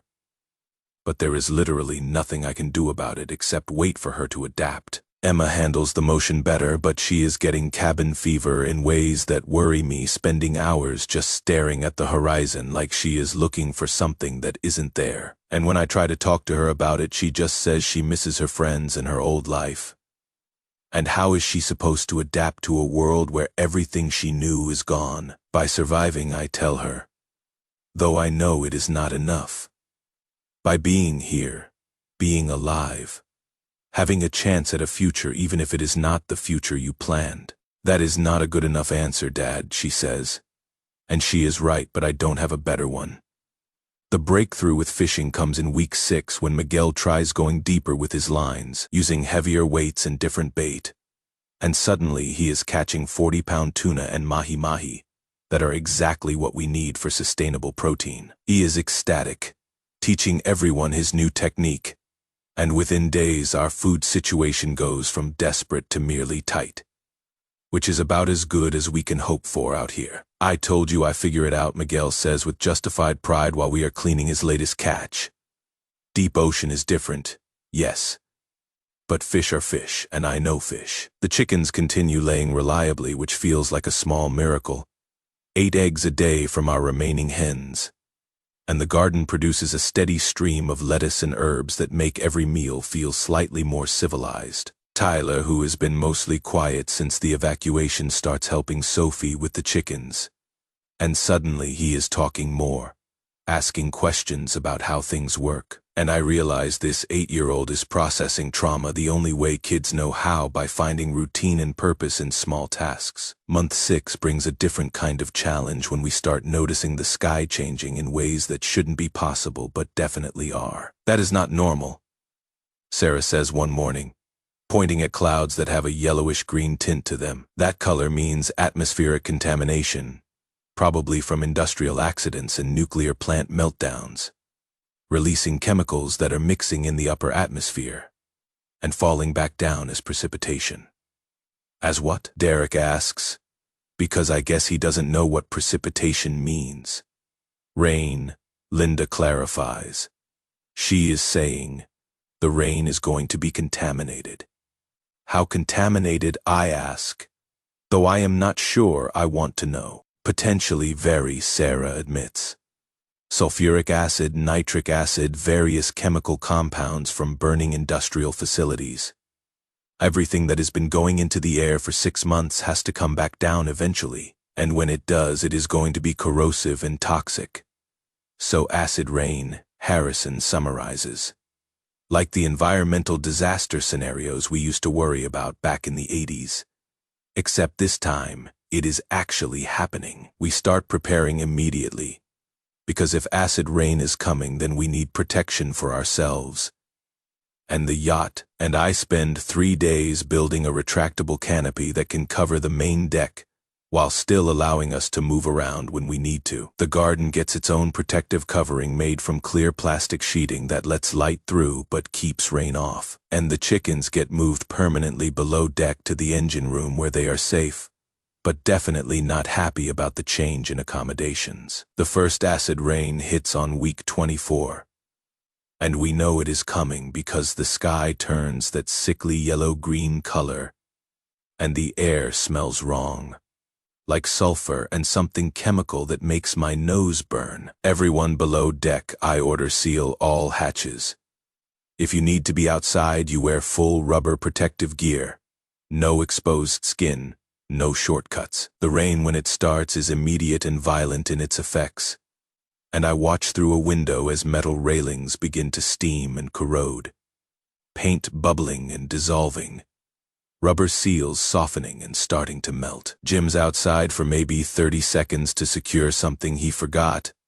And even through his protective suit he gets burned, his hand catching spray that eats through the rubber and leaves blistering chemical burns on his skin that make him scream.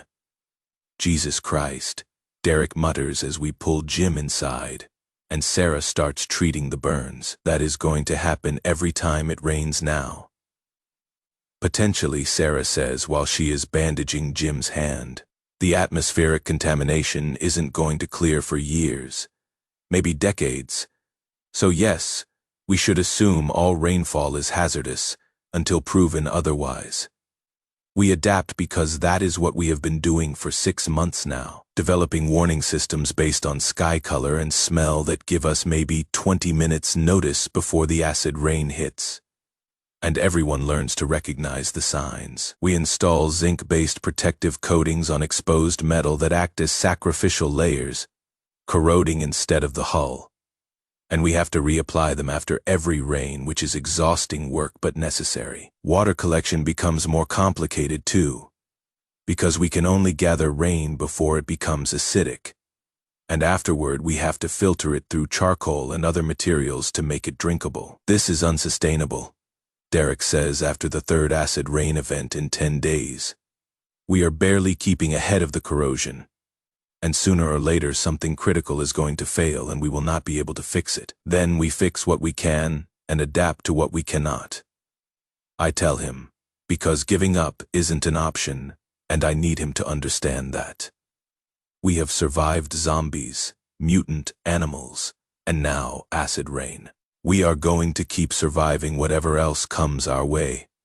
By month 7, we have developed routines for acid rain that make it manageable if not pleasant, and the yacht is holding together through constant maintenance and jury-rigged repairs that would make any proper marine engineer cry but keep us functional. The mutant animal situation on shore has evolved in ways that are both relieving and terrifying, because the infected population appears to be declining as the enhanced predators hunt them to near extinction, which means the original zombie threat is essentially over.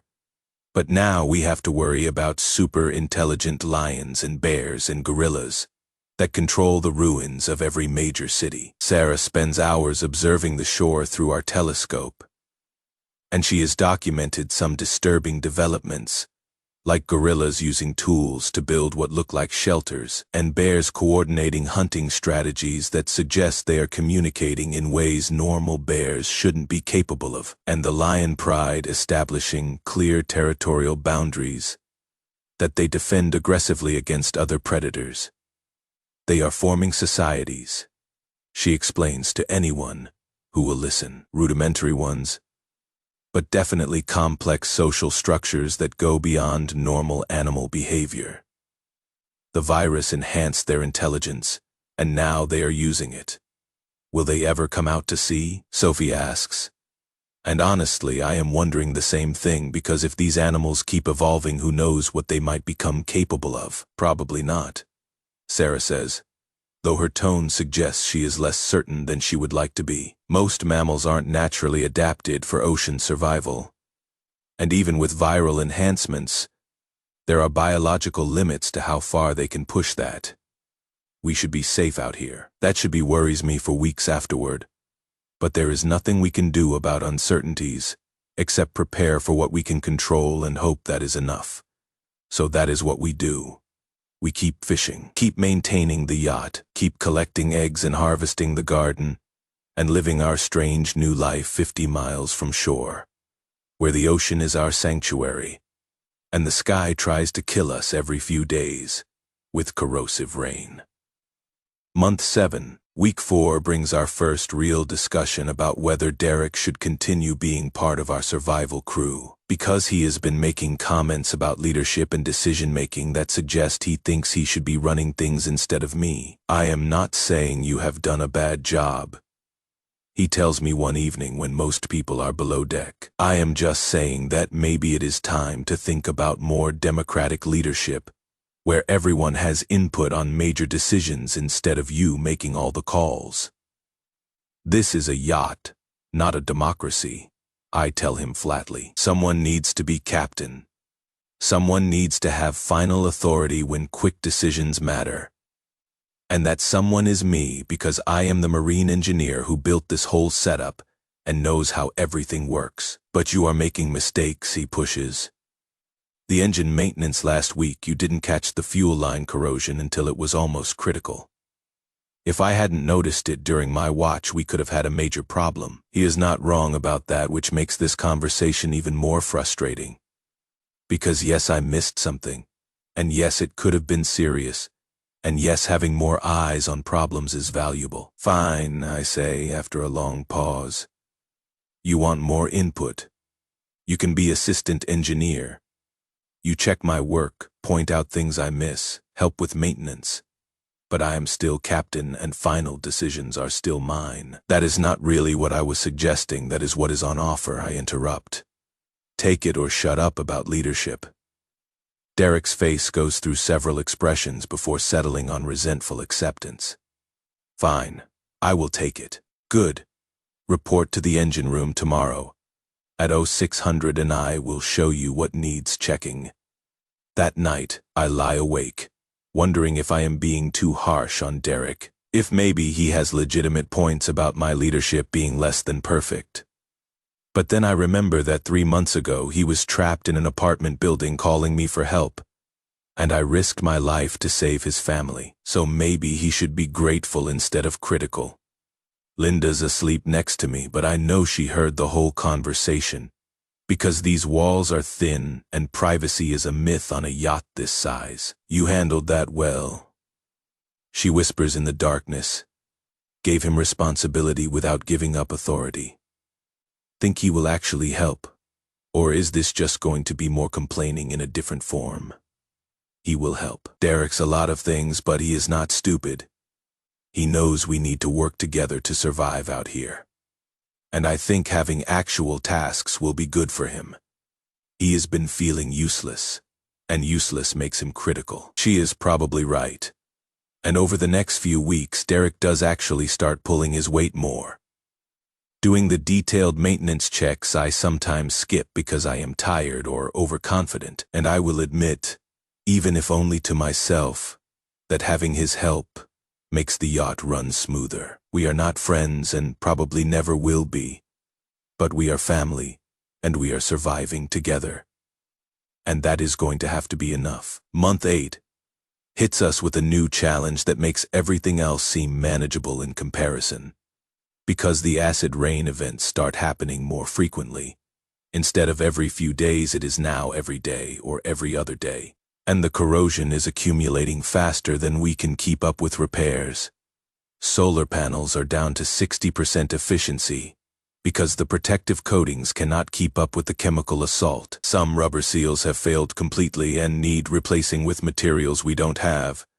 And the hull protection is wearing away faster than I can reapply it. We are losing the battle against entropy, I tell Jim one afternoon while we are doing another round of zinc coating application. Every system is degrading.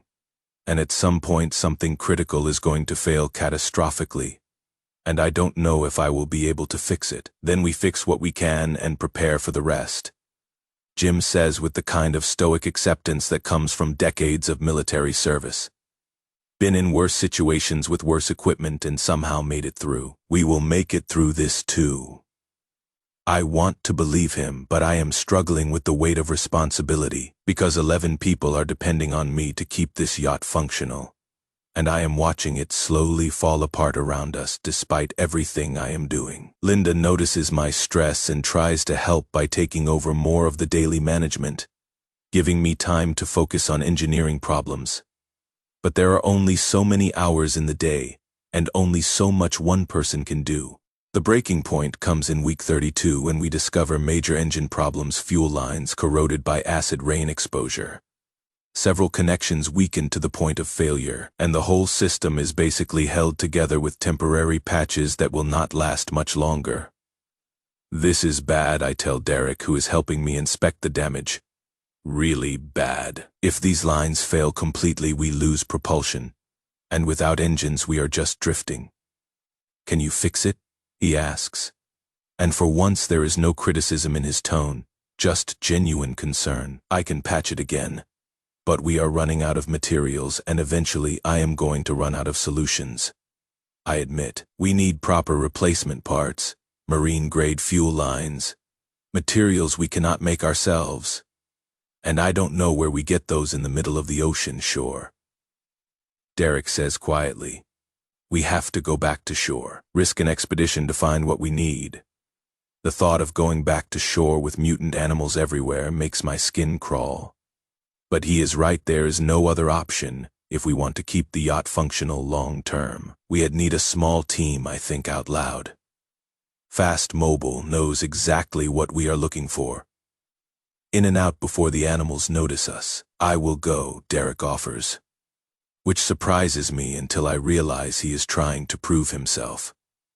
Trying to make up for months of being critical by volunteering for the most dangerous mission we have attempted. I know I have been difficult, but I want to help. Really help. Let me do this. Jim volunteers too, of course, because he has never met a dangerous situation he wouldn't throw himself into. And Miguel offers to come as backup even though fishing is really his specialty and shore expeditions are terrifying. We plan it carefully. Fast motorboat to shore. Hit an electronics store or marine supply place. Grab what we need. Get out before anything notices us, and the night before we are supposed to go, I barely sleep, because I keep imagining everything that could go wrong. Come back. Linda tells me the next morning while we are preparing to leave. That is the only rule. Whatever happens, you come back. I will, I promise. And kiss her, like it might be the last time, because honestly, it might be. The shore when we reach it looks different from the last time we were here. Less chaotic but more alien. Because the mutant animals have clearly taken over completely and turned the ruins of Seattle into their territory. We beach the motorboat in a section that looks relatively clear and move inland cautiously with weapons ready. And for the first few minutes everything is eerily quiet. Too quiet, Jim points out. Because quiet means predators nearby who don't want prey to hear them coming. And we move faster toward what used to be a marine supply store 3 blocks from the waterfront. The store is half collapsed but accessible. And we find most of what we need: replacement fuel lines, electrical components, spare parts that I have been desperately needing for months, and we are loading everything into bags when we hear it. Roaring. Multiple sources. Getting closer. Go, Jim says. Run now. We sprint back toward the beach with our bags of supplies. And I glance back once, and immediately regret it because there are lions. 8 massive lions, running after us with terrifying speed. Miguel's fastest and he reaches the motorboat first. Jim and I are right behind him, and Derek's last because he is carrying the heaviest bag. But he is keeping up, and we might actually make it. The first week passes in this weird haze where we are all trying to adjust to the new reality. And it is Sophie who adapts fastest because kids are resilient in ways adults forget to be. She has taken over the chickens completely, checking on them every morning and evening, like they are her personal responsibility. And she has even named all 10 of them, with increasingly ridiculous names that make me laugh despite everything: Henrietta, Cluck Norris, Amelia Eggart, Attila the Hen, Yoko Ono, and 5 others I can never remember. Emma's having a harder time with the transition, spending most of her days in her cabin staring at her phone even though there is no service anymore. And all she can do is look at old photos of friends who might be dead now. But I don't push her because grief takes different forms and she needs to process this in her own way. Derek and Rachel are trying to make themselves useful, though there is this tension between us that hasn't really resolved because I am still angry about the 3 months of mockery, and they are still dealing with the guilt of almost getting their son killed by not evacuating sooner. Tyler's the innocent one in all this, an 8-year-old who doesn't fully understand what has happened, except that the world got scary, and now they live on a boat with his cousin Sophie, who lets him help with the chickens. And honestly, watching those 2 kids find joy in collecting eggs while the world burns in the background is simultaneously heartbreaking and beautiful. In a way I cannot quite explain. Jim's become my right hand in a way I didn't expect. And we fall into this routine where mornings are for maintenance checks: engines, solar panels, desalination system, hull integrity, and he knows boats well enough that he catches problems before they become serious. You have got a leak forming in the forward bilge, he mentions one morning while we are doing rounds, pointing to a wet spot I hadn't noticed. Not critical yet, but we should patch it before it gets worse. And while we are at it, we should probably check all the through hull fittings, because if this one's going, others might be too. How would you spot that? I ask, because I have been over this yacht 100 times and missed it completely. 40 years on submarines, he says with a shrug. You learn to notice water where it shouldn't be, because on a submarine that kind of thing kills you real fast. And even though we are not underwater, I've still got the instinct. We spend the afternoon checking every fitting. And he is right, 3 more are showing signs of wear that would have become serious problems in another month or 2. And I am grateful for his experience, because I am a marine engineer, but most of my work has been on offshore platforms, not boats. And there is a difference between theoretical knowledge and practical experience. Linda notices us working together and pulls me aside later. I am glad Jim's here. she says quietly. You need someone who knows what they are doing, and he clearly does. And I know I was skeptical about taking on strangers, but he has proven himself. He has, I agree. And honestly, I am not sure we would make it without him. Because there is so much I don't know about day-to-day yacht operations that his Navy background fills in. Week 2 brings our first real crisis when Emma announces she wants to go back to shore just for an hour to check on her friends. And I can see this argument coming from a mile away. But that doesn't make it any easier. Absolutely not. I tell her when she brings it up at dinner. Shore is overrun with infected, and we have no way of knowing if your friend's evacuated or not. So going back is just suicide with extra steps. But Dad, I just want to check, she starts. And there is this desperate pleading in her voice that breaks my heart, because she is 16 and her entire social world just collapsed. And she needs closure. Check what? I interrupt, probably more harshly than I should. Their Facebook status. There is no internet, Emma. No power. No phones that work anymore. And if your friends survived, they either evacuated like we did or they are hiding somewhere we cannot reach them. But going to shore to look for them just means you die too. You don't know that. Her voice rises and I can see tears starting. Maybe they are fine. Maybe their families had plans too. And I just want to know if anyone made it, because I cannot just sit on this boat and not know what happened to people I care about. Linda tries to mediate because that is what she does. Emma, sweetie, your father's right that it is too dangerous. But maybe we could try the radio and see if anyone's broadcasting. She looks at me. We have that ham radio system you installed, right? Could we try reaching out to other survivors and maybe get information that way? It is a good compromise, actually. And I should have thought of it myself. Yeah, we can try that. I tell Emma.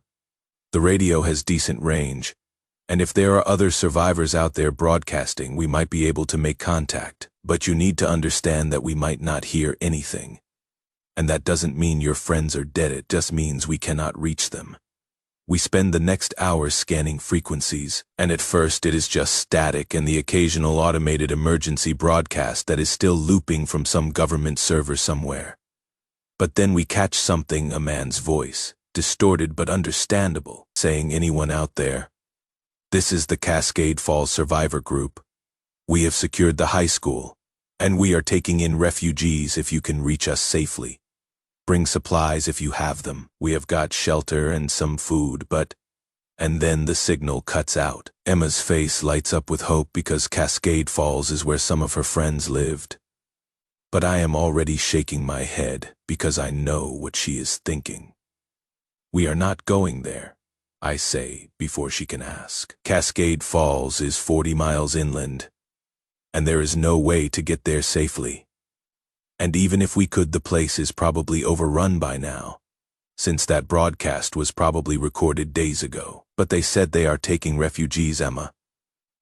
Think about it logically, Jim interrupts, and his voice has that military authority that makes people listen.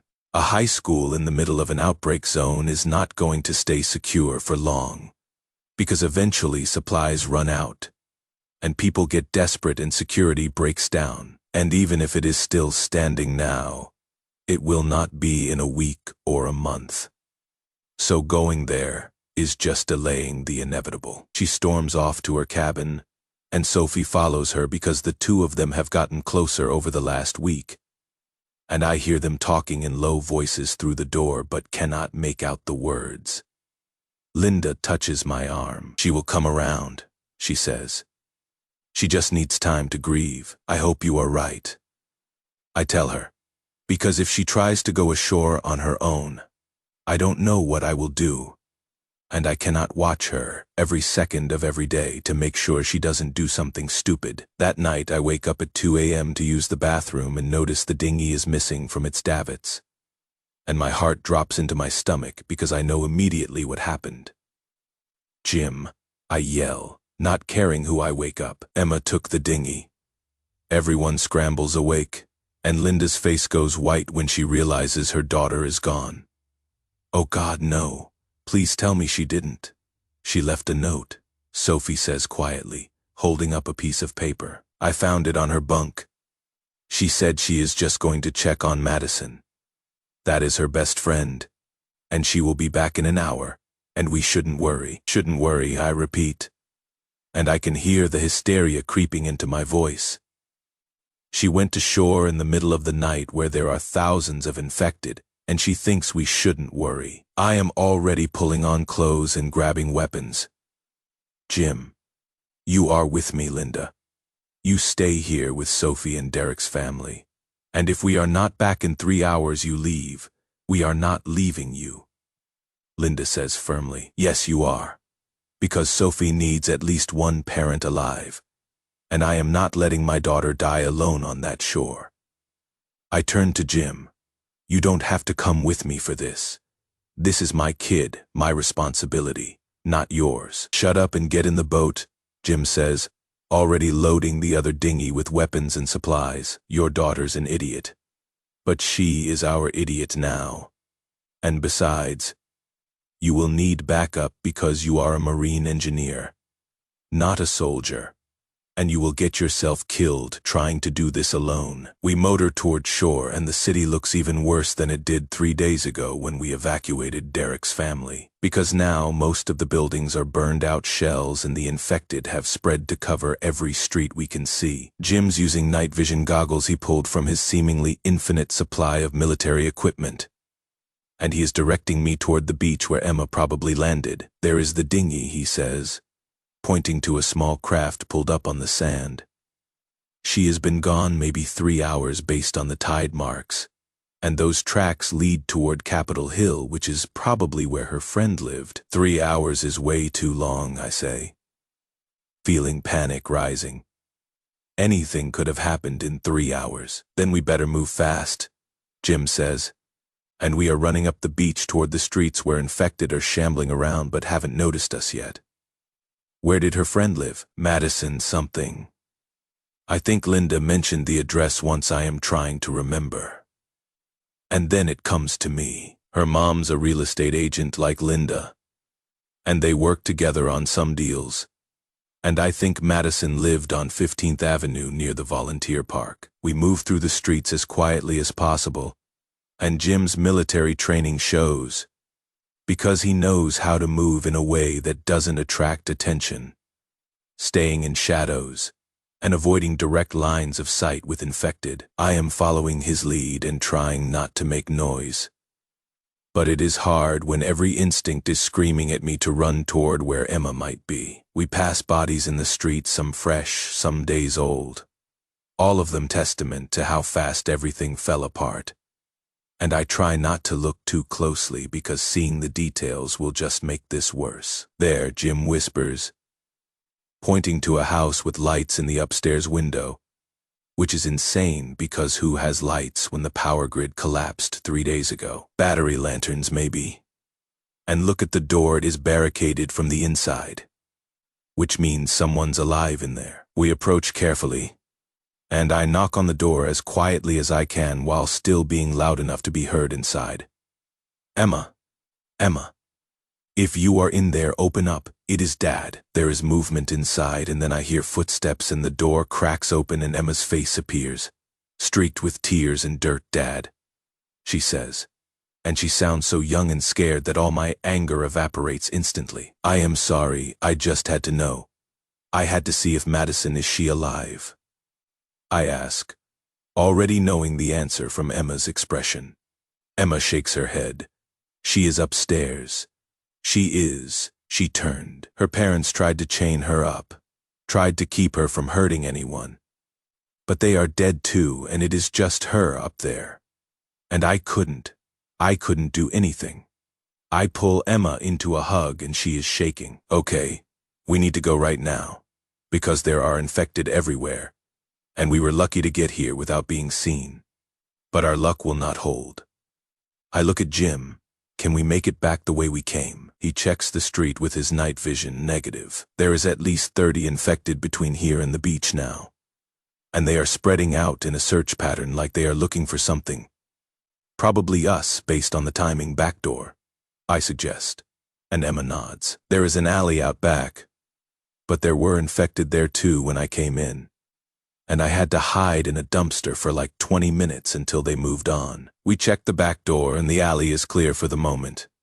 So we slip out and start moving toward the beach, using a different route that takes us through residential streets instead of main roads. It is slower, and we have to backtrack twice when we encounter groups of infected we cannot avoid. But eventually we make it to the waterfront, and I can see the dinghy still where we left it. Jim's checking our 6 with the night vision when he suddenly freezes. Contact, multiple. Moving fast toward our position. How many? I ask, already pulling Emma toward the dinghy. At least 20, maybe more. And they are running, which means they saw us or heard us or something attracted them. He pulls out what I am starting to realize might be his actual last grenade. Get in the boat and start the engine. I will hold them off. We are not leaving you behind, I say. But he is already moving toward the infected with his grenade ready. Get your daughter safe. That is an order. He yells it with enough military authority that I find myself obeying, pulling Emma into the dinghy and starting the engine while Jim throws the grenade into the middle of the infected horde. The explosion is massive and takes out most of them, and Jim's running toward us while the survivors recover, and he makes it to the boat just as I am pulling away and literally dives in as we are accelerating. We make it back to the yacht and Linda's crying and hugging Emma, while simultaneously yelling at her for being so stupid, and I am too exhausted to do anything except collapse on the deck and try to process that we just survived that. Jim sits down next to me, breathing hard. Your daughter's grounded, he says, between gasps. Forever. I agree, until she is 30 at least. Emma comes over after Linda's done yelling at her, and she sits down in front of me with tears in her eyes. I am sorry, Dad. I was stupid. I could have gotten you and Jim killed. And I know that now. And I will not ever do anything like that again. Good, I tell her. Because I cannot lose you too. And if you die trying to find closure for your friends, then Rachel's death meant nothing. Because I am supposed to be keeping you safe. And I cannot do that if you are running off to zombie-infested cities in the middle of the night. She nods and hugs me, and I hold her tight because she is alive. And that is what matters, even if my heart is still racing from the terror of thinking I might lose her. Later that night, she finds me on deck where I am on watch, and she sits down next to me. Dad, thank you for coming after me. And I get it now why we cannot go back to shore, why we have to stay on the yacht. I saw what it is like out there. And Madison's parents tried to save her, and they died anyway. And I understand, now that some things cannot be fixed. I am glad you understand. I tell her, though I wish you would understood it without having to risk your life to learn the lesson. Me too, she says quietly, and we sit together watching the dark coastline where fires still burn and Seattle continues its collapse. The next few weeks settle into something resembling routine. And it is amazing how fast humans adapt to new circumstances when we have to. Mornings start with system checks. Jim and I go through the yacht top to bottom looking for problems before they become critical, and then breakfast where everyone gathers in the salon, and we plan the day. Sophie's in charge of the chickens and she takes it seriously, collecting eggs and cleaning the coop, and even talking to the birds like they are her friends. Emma's learning to fish with Jim's help, and I can see her slowly coming back to herself as she finds purpose in contributing to our survival. Derek and Rachel are handling cooking and cleaning, which doesn't require a lot of skill but does need to be done and gives them a way to contribute without getting in the way of the technical work. Week 3 brings our first real addition to the crew when Jim spots something while doing his morning scan of the horizon. Captain, we have got a contact. He calls down from the observation deck, where he has set up a watch station with binoculars and a comfortable chair he salvaged from below. Lifeboat. Maybe 2 miles out. Looks like there is someone in it. I come up with my own binoculars. And sure enough, there is a small lifeboat drifting and someone inside who is not moving much, which either means they are dead or close to it. Could be infected, I say, which is always the first concern now. Could be a survivor who needs help, Jim counters. And from what I can see through the scope, they are alone and haven't moved in the last 5 minutes. So either they are dead already or they are too weak to be a threat. We debate it for a few minutes, but eventually curiosity and basic human decency win out over caution. So we motor over to the lifeboat carefully and approach from downwind so we can get close without exposing ourselves. The person in the boat is an older man, maybe 65. Hard to tell with the sunburn and dehydration, and he is barely conscious. Jim leans over with a boat hook to check if he is infected, and the man stirs at the touch and looks up at us with eyes that are clear and aware. Not the clouded, dead stare of the infected. Help, he rasps, and his voice is so hoarse I can barely hear it. Please. We pull him aboard and Jim gets him water while Linda wraps him in a blanket. And it takes a few minutes before he is coherent enough to tell us his story. His name is Captain Harrison. Everyone called him Harry, and he was on a cruise ship when the outbreak hit. One of those massive vessels with 3,000 passengers who all thought they were on vacation. Started with one passenger, he says, between sips of water, woman from California.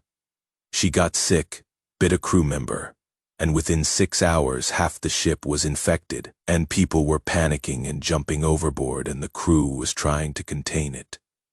But you cannot contain something like that in a confined space. How many survived? Linda asks. Harrison's face goes dark. Maybe 50 people made it to lifeboats.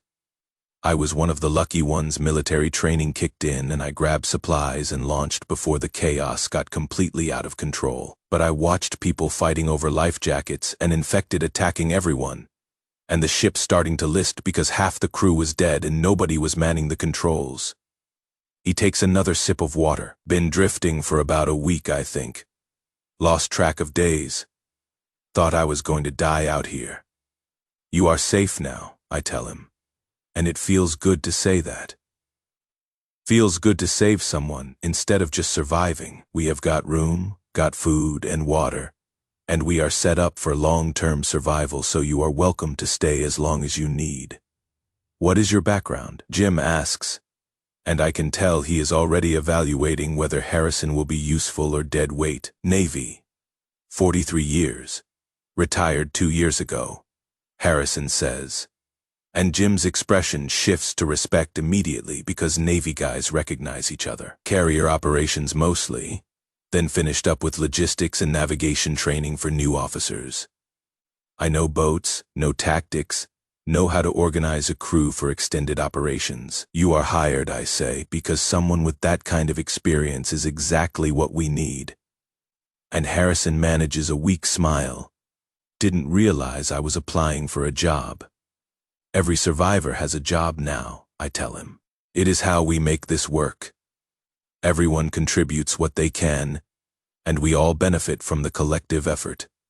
Over the next few weeks, Harrison recovers his strength and proves himself invaluable. And it turns out his navigation skills are significantly better than mine because he knows how to read charts and plot courses and predict weather patterns using just basic observations. He starts training Emma on navigation because she is interested and sharp and needs something productive to focus on. And I watch them working together over charts and realize this is what survival looks like, people with different skills coming together and teaching the next generation. Month 2 brings another survivor when Sarah Chen shows up, though her rescue is more dramatic than Harrison's was.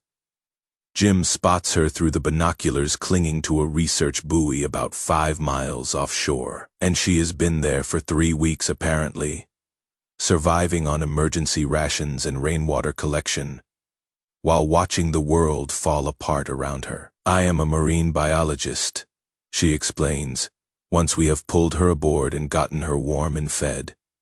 Was studying ocean currents and fish migration patterns, When the outbreak hit and our research vessel got overrun by infected crew who had been ashore for supplies, and I barely made it to the emergency raft before the ship sank. 3 weeks on a buoy, Linda says with amazement. How did you survive that long? The buoy had emergency supplies food for 2 weeks. Water purification tablets, solar panels for charging electronics. Sarah explains. I rationed carefully and collected rainwater and just tried not to think about how I was probably going to die out here. But I have been observing the water and something strange is happening. That gets my attention. Strange how? The zombie corpses, she says, pulling out a waterproof notebook where she has been recording observations. There are hundreds of them floating in the water, people who died on shore and got washed out to sea or fell off boats or whatever, and the sharks are eating them. Which makes sense because sharks are opportunistic feeders, but the sharks are acting differently. Differently how? Jim asks, leaning forward with interest. More aggressive, larger than normal, and they are grouping together, which great whites don't typically do because they are solitary hunters. She flips through her notes. I have observed pods of 3 and 4 sharks hunting together with clear coordination, which suggests enhanced intelligence or at least modified behavior patterns. And some of the sharks I have seen are significantly larger than the normal size range for their species. You think the virus is affecting them? I ask. And the implications of that are terrifying because we are surrounded by ocean. I don't know for sure. But if the virus can jump to aquatic species and affect their biology the way it affects humans, she trails off. But we all understand the implication. I need more data. Need to observe more. But yes, I think we might be seeing mutation in marine life. The idea that zombies might evolve into something worse hadn't occurred to me, and I can see the same concern reflected in everyone's faces. So what do? Derek asks. And it is one of the few times he has contributed something useful to a conversation we watch. We collect data. We stay alert, Sarah says. And we hope I am wrong. But we prepare in case I am right. Another week passes and we rescue Miguel Santos, who we find clinging to the wreckage of his fishing boat after it capsized during a storm. He is 28, comes from a family of commercial fishermen.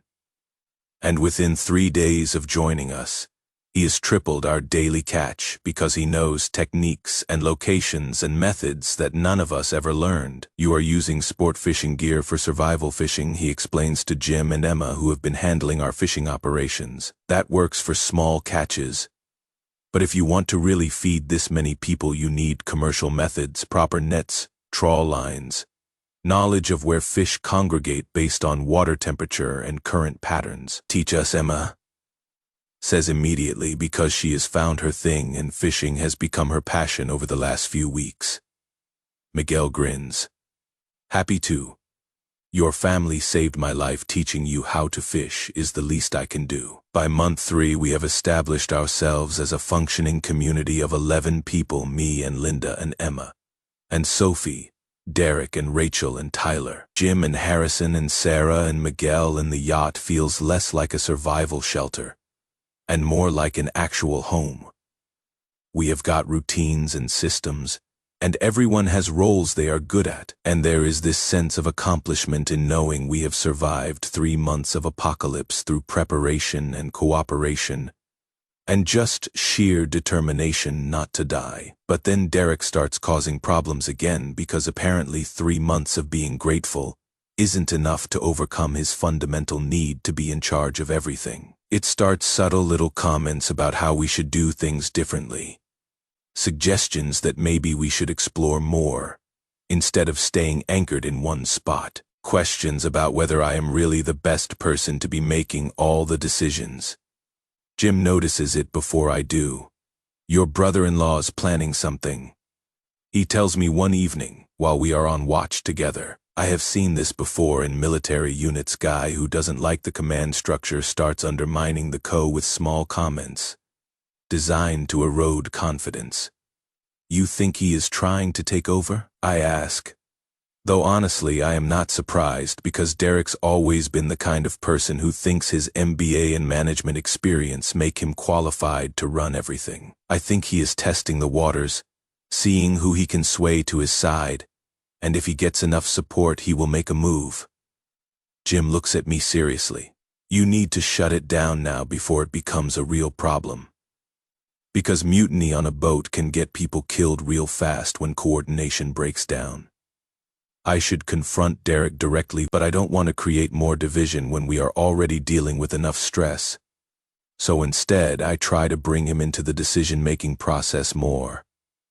Give him responsibilities that make him feel valued. It backfires spectacularly when he takes the increased responsibility as validation that I am not capable of leading and starts pushing for more authority. The confrontation comes during a group meeting in month 4 when we are discussing whether to move farther offshore or stay where we are. I think we should go at least 50 miles out, Derek says.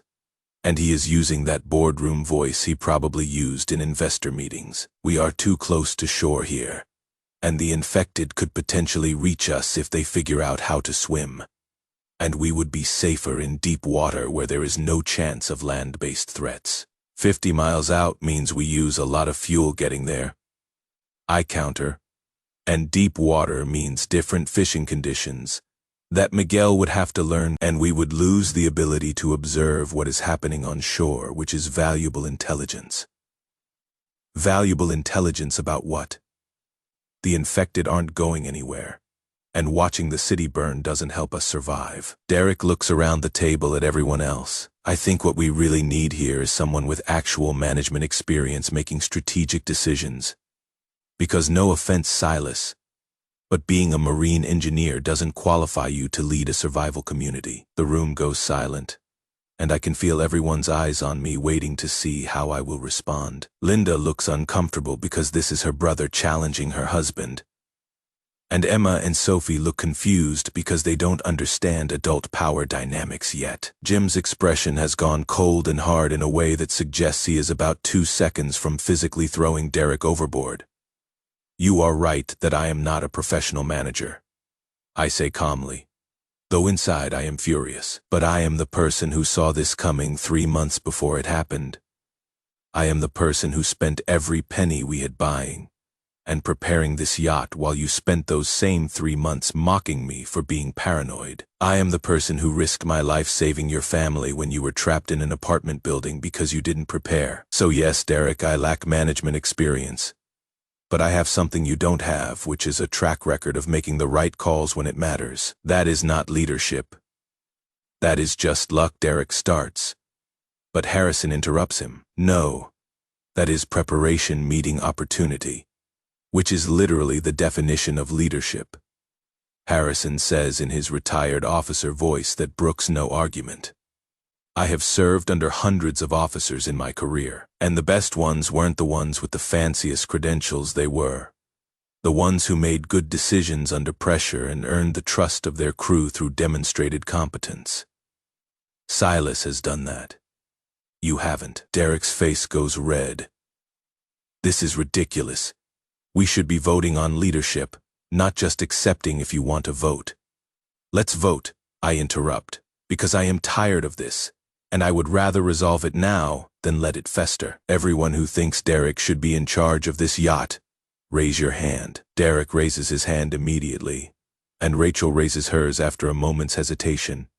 And Miguel looks uncomfortable but keeps his hands down, which I take as a vote for neutrality. Everyone else, Linda, Emma, Sophie, Jim, Harrison, Sarah keeps their hands down or actively shakes their heads.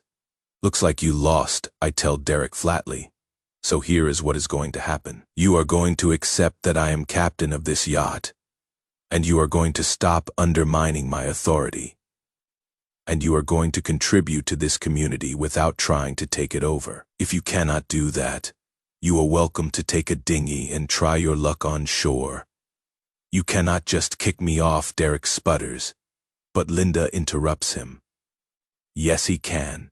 And he should if you don't stop this. She looks at her brother with disappointment. Derek, I love you, but Silas is right. You were wrong about the yacht, wrong about the preparation, wrong about the severity of the outbreak. And now you are trying to take control from the person who has kept us all alive. It needs to stop. The fact that Linda sided with me instead of her brother seems to deflate Derek's anger, and he slumps in his chair looking defeated. Fine, he mutters. You are captain, I get it. The tension doesn't completely go away after that. But Derek stops actively trying to undermine me and starts actually contributing, and by month 5 we have achieved something like genuine cooperation where everyone works together. Because we all understand that survival requires unity. Sophie's chickens are producing 8 eggs a day, which is enough for breakfast protein for everyone. Miguel's fishing brings in 40 pounds of fresh catch daily, and Sarah's garden is starting to produce vegetables that supplement our stored food supplies. We are not just surviving anymore. We are actually thriving in our own weird apocalypse way. Month 6 brings another crisis when Emma decides she wants to go back to shore again. Except this time she at least asks permission first, instead of just stealing the dinghy in the middle of the night. Dad, I know you said no before, but I really think we should at least check if there are any survivors we could help. She says at breakfast one morning. I have been listening to the radio and there are still broadcasts from people asking for help. And we have room on the yacht and supplies to share. And it seems wrong to just ignore everyone else who is struggling. It is not wrong to prioritize our own survival. I tell her, though I can hear how cold that sounds. Every time we go to shore, we risk exposure to infected, risk someone getting bitten, risk bringing danger back to the yacht. But isn't that the point? Emma counters. If we are just going to hide on the yacht and let everyone else die, then what is the point of surviving? Don't we have some responsibility to help others if we can? She is not wrong. And the fact that she is thinking about moral obligations in the middle of an apocalypse makes me proud even as it terrifies me, because moral obligations get people killed. Linda notices my hesitation. Maybe we could do a cautious scouting mission, she suggests.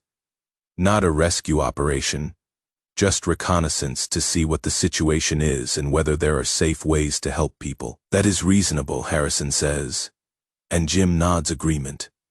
We take a small team, armed with a strict time limit, and abort protocols. If it looks safe enough, we can consider rescue operations.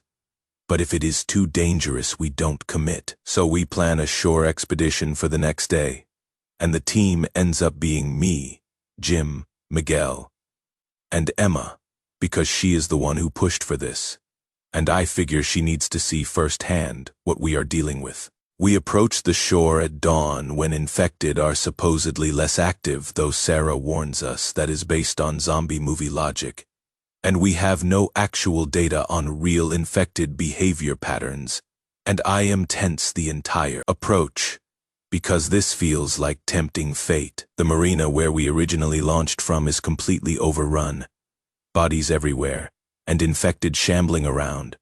So we try a different location farther up the coast where there is a small beach. Miguel spots something through the binoculars. Smoke, he says, pointing to a building inland. Controlled smoke, like a signal fire. And their movement on the roof. People. How many? I ask.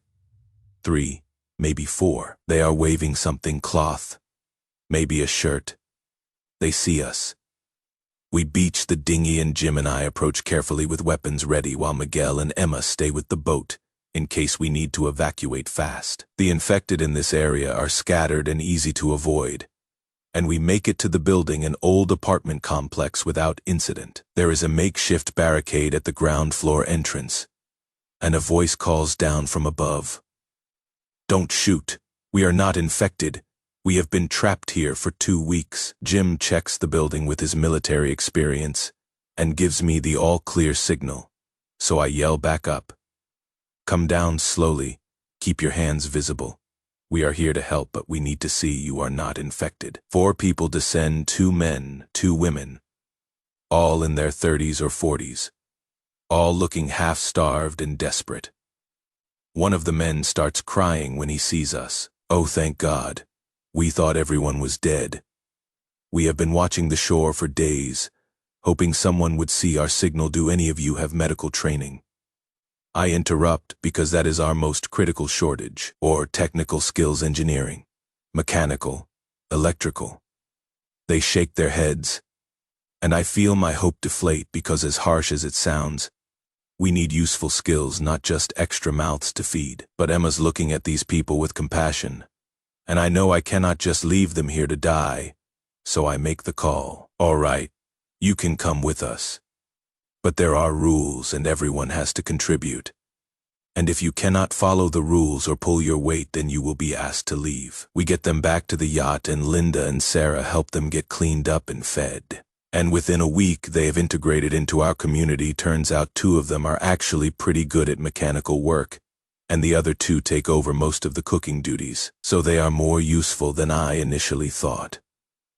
More importantly, Emma sees that we can help people when it is done carefully and strategically, and she stops pushing for reckless rescue missions. Month 7 is when everything changes because Sarah makes a discovery that terrifies all of us. She has been monitoring the shore with our telescope and taking detailed notes on infected behavior patterns. And one morning she calls me up to the observation deck with genuine fear in her voice. "Silas, you need to see this right now." I take the telescope and look where she is pointing. And at first I don't understand what I am seeing because my brain refuses to process it. "Is that a lion?" I ask, because there is definitely something big and cat-shaped moving through the streets. "It is a lion," Sarah confirms, "and look at the size of it. That is not normal. Great cats don't get that big outside of prehistoric times." She is right, the thing is massive. Easily 50% larger than any lion I have ever seen in a zoo.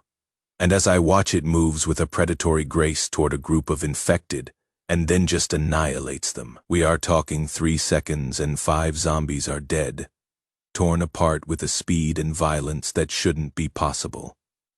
"Where did it come from?" I ask. "Woodland Park Zoo, probably," Sarah says. "I forgot there is a major zoo in Seattle. And when the power failed and the staff evacuated, the animals would have escaped, and they have been surviving by eating infected corpses, because that is the only food source available. And Silas, animals eating infected flesh means the virus is entering their systems. But animals cannot become zombies," I say, "because the virus reanimates human dead, not animal dead." "No, but the virus can affect living tissue in unpredictable ways. And if it is interacting with animal biology," she looks at me seriously, "we might be seeing mutation, accelerated evolution, enhanced predatory characteristics driven by viral influence on DNA." "How bad can it get?" I ask, already dreading the answer. I don't know, but evolution usually takes millions of years. And if the virus is speeding that up, we could see significant changes in months or even weeks instead of millennia. And apex predators, with enhanced size, strength, intelligence, healing capabilities. She doesn't finish, but she doesn't need to. We watch over the next several weeks, and the mutations become more obvious and more terrifying. The lions form a pride of 8 that hunts with coordination far beyond normal lion behavior, taking down zombies with tactical efficiency. There are bears, 3 of them that we can see, that are easily twice the normal size and seem to be able to shrug off injuries that should be fatal. Gorillas appear, and they are using tools, actual weapons like rocks and pipes, coordinating attacks in ways that suggest significantly enhanced intelligence. An elephant shows up, and it is somehow even more terrifying than the carnivores, because it just destroys everything in its path, charging through buildings and infected hordes with unstoppable force. "The ecosystem is collapsing," Sarah says during one of our evening analysis sessions, where we review her observations. "The infected population on shore is declining rapidly because the mutant animals are hunting them down with extreme efficiency. And within another month or 2, there might not be any zombies left in the coastal areas." "That is good, right?" Sophie asks, because she doesn't fully grasp the implications. "It would be good if the mutant animals stayed on land." Sarah explains. But some of them are showing aquatic adaptation. And if they start seeing us as potential prey, she doesn't get to finish because Jim calls down from the watch station. Contact, something in the water approaching fast. Everyone rushes on deck and we can see something swimming toward us. And as it gets closer, I realize it is a crocodile, but wrong. Way wrong. Because crocodiles don't swim in open ocean and they definitely don't grow to 25 feet long. Jim already has the harpoon gun ready. But I don't think it will be enough to stop something that size. And as the creature reaches the yacht, it slams into our hull with enough force to make the entire boat shudder. It is trying to sink us. Harrison yells from the engine room. Hull integrity is holding, but another few hits like that get the engines started. I order full power. We need to outrun this thing. Jim fires the harpoon and it hits the crocodile in the shoulder. But the creature just thrashes and the harpoon pulls free because these things apparently have armor-plated skin now. The engines roar to life, and we start moving, and the crocodile tries to keep up, but we are faster. And after a few hundred yards, it gives up and turns back toward shore. Sarah's taking notes frantically. Did you see how fast it was swimming? Normal crocodiles cannot maintain that speed, and the way it attacked the yacht showed problem-solving intelligence far beyond reptile baseline behavior. Translation for those of us who aren't marine biologists, Derek asks. Translation. We are not just dealing with bigger animals. We are dealing with smarter, faster, more dangerous animals that are actively hunting, Sarah says. And we need to get farther offshore before they figure out how to swim longer distances. That night, we hold an emergency meeting and the debate is intense. Because moving farther offshore means using precious fuel and fishing in deeper waters with different techniques, and losing our ability to observe what is happening on land. Derek, ironically, is actually on my side for once, arguing that safety trumps convenience, while Harrison points out that deep ocean navigation requires different skills, and we will need to rely more heavily on his expertise. Eventually, we vote and decide to move 50 miles offshore, far enough that no land animal could reasonably swim that distance, even with viral enhancement. The move takes a full day and uses up about a quarter of our remaining fuel reserves, which makes me nervous, but Sarah's right that staying close to shore is becoming too dangerous. The deep ocean is different, darker, colder, waves are bigger, and there is this sense of isolation that is more profound than anything we have experienced before. Sophie stands at the rail looking at the horizon where there is nothing but water in every direction.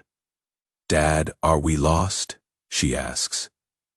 No, baby. GPS still works so we know exactly where we are. I tell her. We are just farther from land than we were before. What if the animals learn to swim this far? It is the question we are all thinking about, but nobody wants to voice.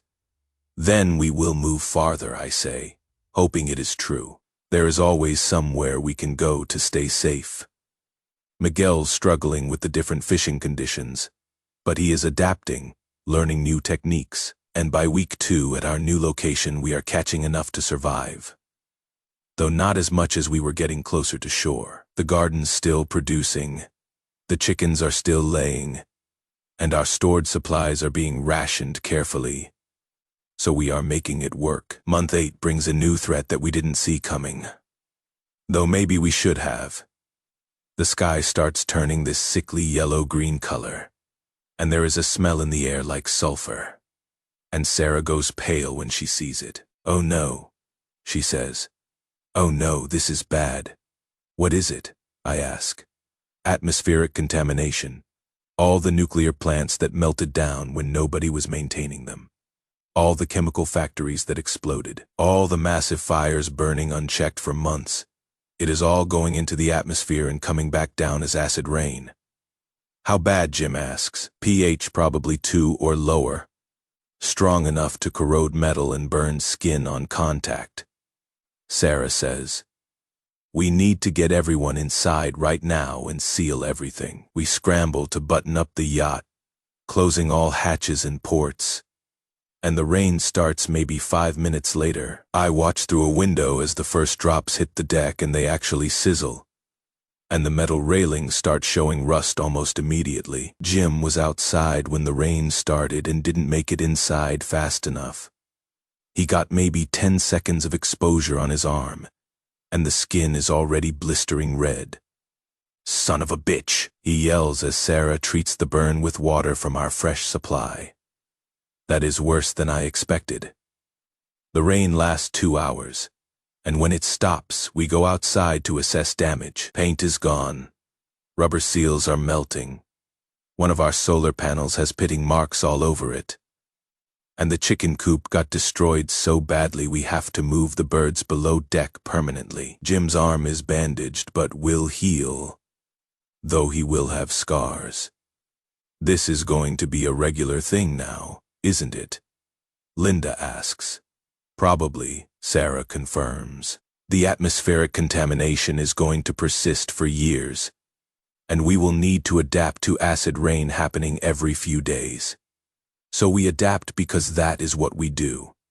We install a retractable canopy over the deck, set up a better warning system to detect when acid rain is coming based on sky color and smell.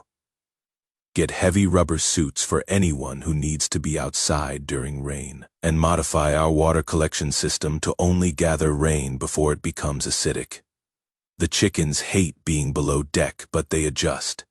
And we build a new coop in the engine room that is not ideal but keeps them safe. Month 9 is when Derek's second attempt at undermining my authority happens. And this time he is smarter about it because he waits for a legitimate crisis, instead of just pushing for power out of ego. The acid rain has been corroding our systems faster than we can repair them. And one morning the engines will not start because a fuel line has corroded through and is leaking diesel everywhere. I spend 6 hours trying to fix it with our limited supplies, and eventually I get it working. But it is a temporary patch that might last a week or might last a month. Derek seizes on this during the evening meal. "Silas, I think we need to talk about contingency planning," he says in his reasonable business voice that I have learned to distrust. The yacht's falling apart faster than we can repair it, and we are one major malfunction away from being stranded in the middle of the ocean. I am aware of the situation, I say tersely. Are you? Because from where I am sitting, it looks like you are doing reactive maintenance instead of proactive planning. And that is how people die. He looks around the table. I am not trying to start another fight. I am genuinely concerned that we need someone with management experience to help organize our resources better and plan for multiple failure scenarios. Rachel backs him up, which surprises nobody. Derek has a point about needing better organization. Maybe if we had clear hierarchies and responsibility chains, we could be more efficient. We have clear hierarchies, Harrison says before I can respond. Silas is captain. Jim and I handle security and tactical planning. Sarah handles scientific observation and medical issues. Miguel handles fishing and food procurement. And everyone else has their roles. What exactly do you think is unclear? I think there is a lack of strategic planning. Derek starts, but Linda interrupts him. Derek, stop. Just stop. We have been over this. Silas is captain because he prepared for this when nobody else did, and he has kept us alive for 9 months.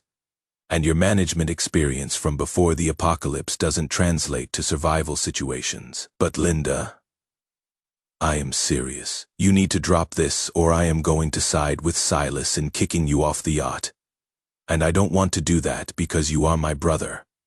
But I will if you force me to choose between my brother and my husband. That shuts Derek down pretty effectively, though I can see the resentment still burning in his eyes.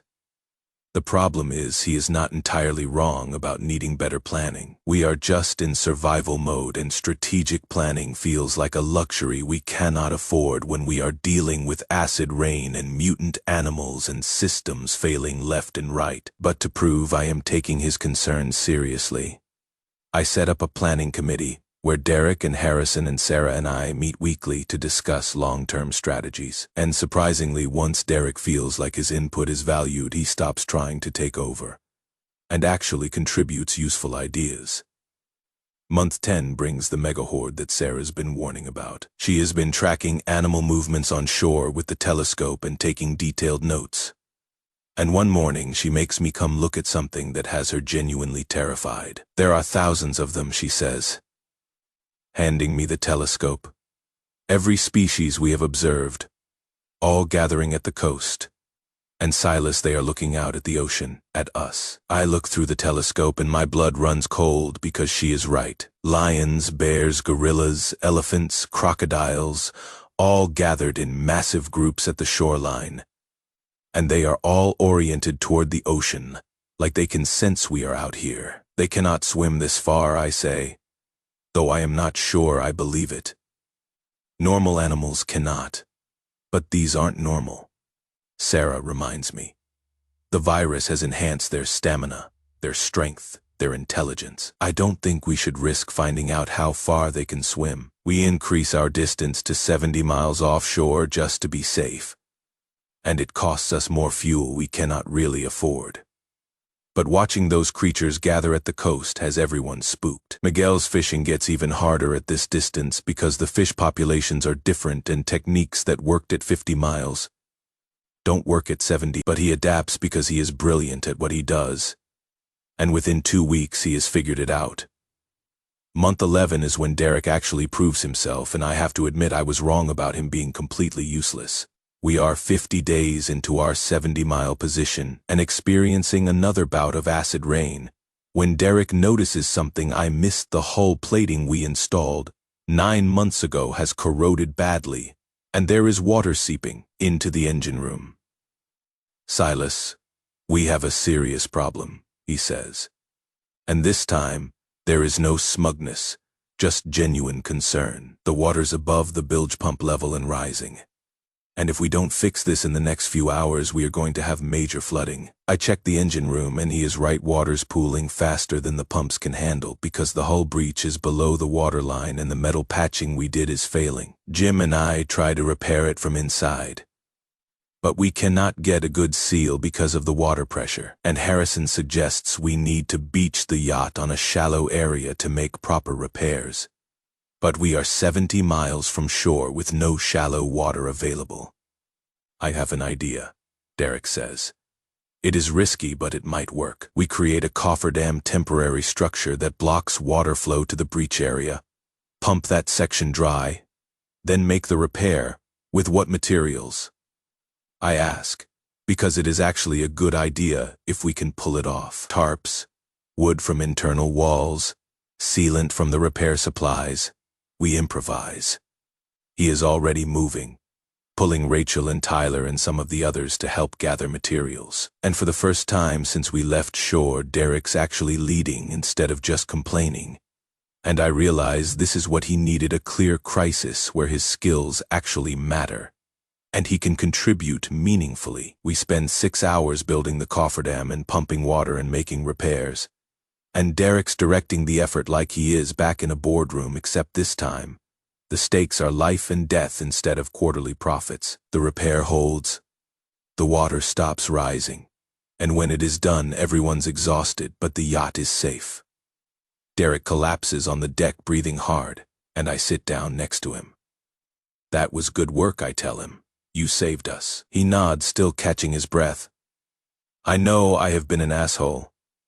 I know I tried to take over and I questioned your leadership and I have been a problem. But Silas, when there is something I can actually do to help, when there is a problem I know how to solve, that is when I am useful. I am not a survival expert or a military tactician or a marine engineer. I am a manager. I organize people and resources to solve problems. That is what I am good at.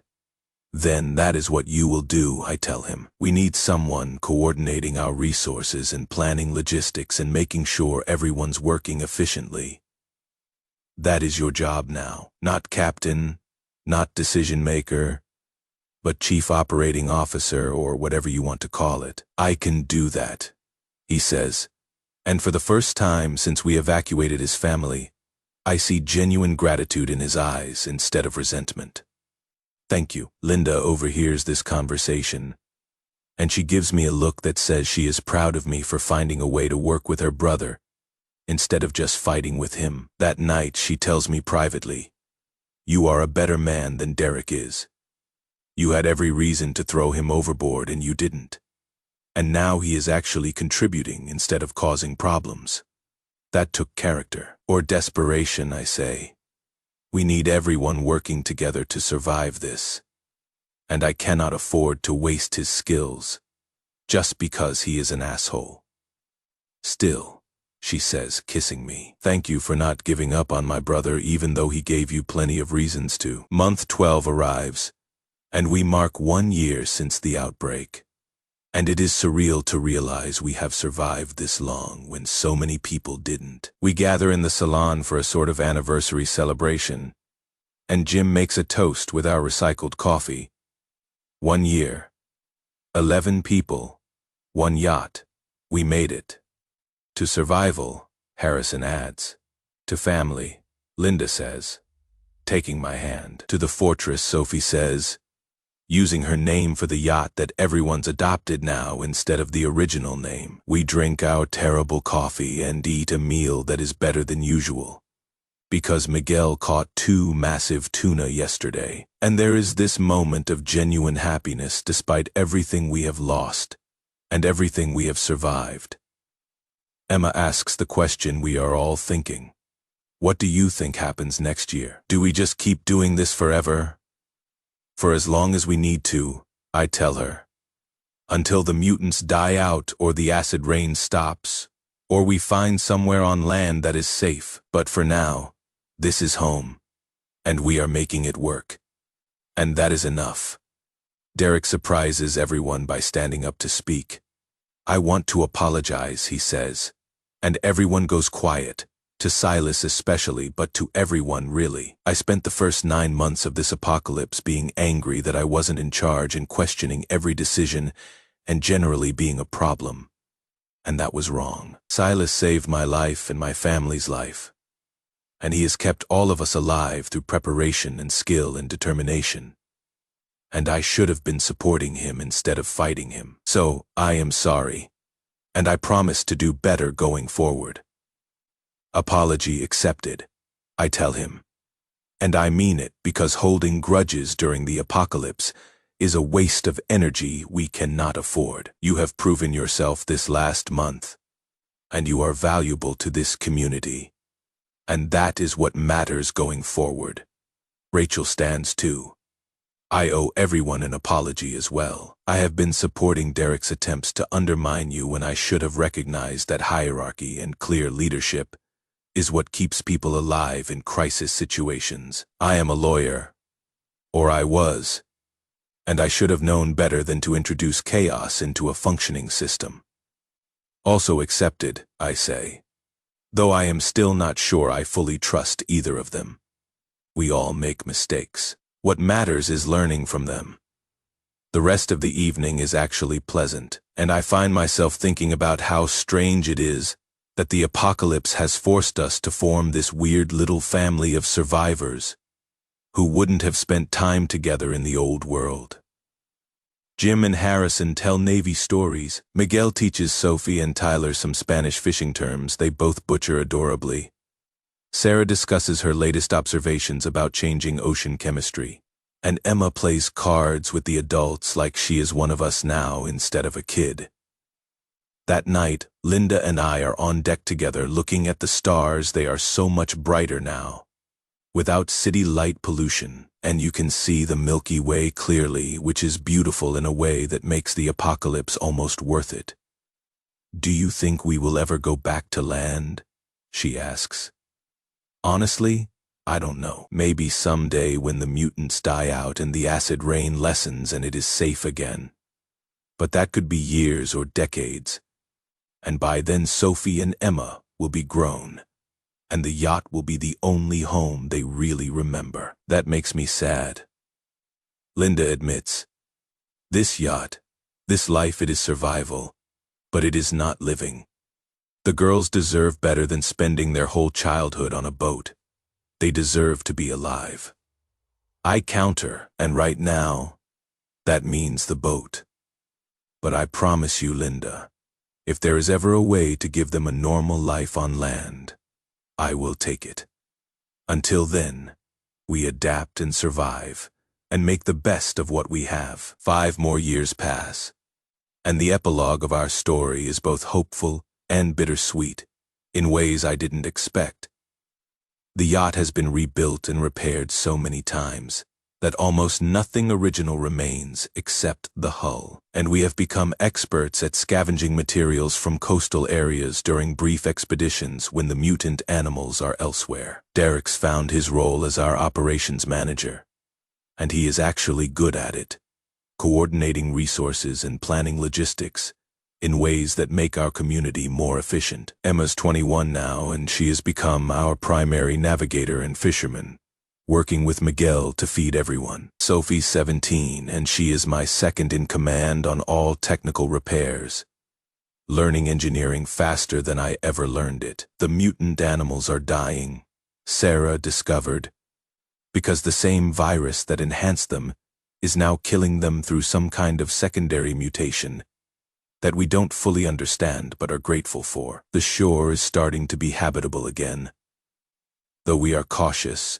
and we send scouting parties before committing to anything permanent. The acid rain is less frequent now, once a month instead of every 3 days, and the pH is closer to 4 than 2, which while still acidic is manageable with proper precautions. We make radio contact with other survivor groups.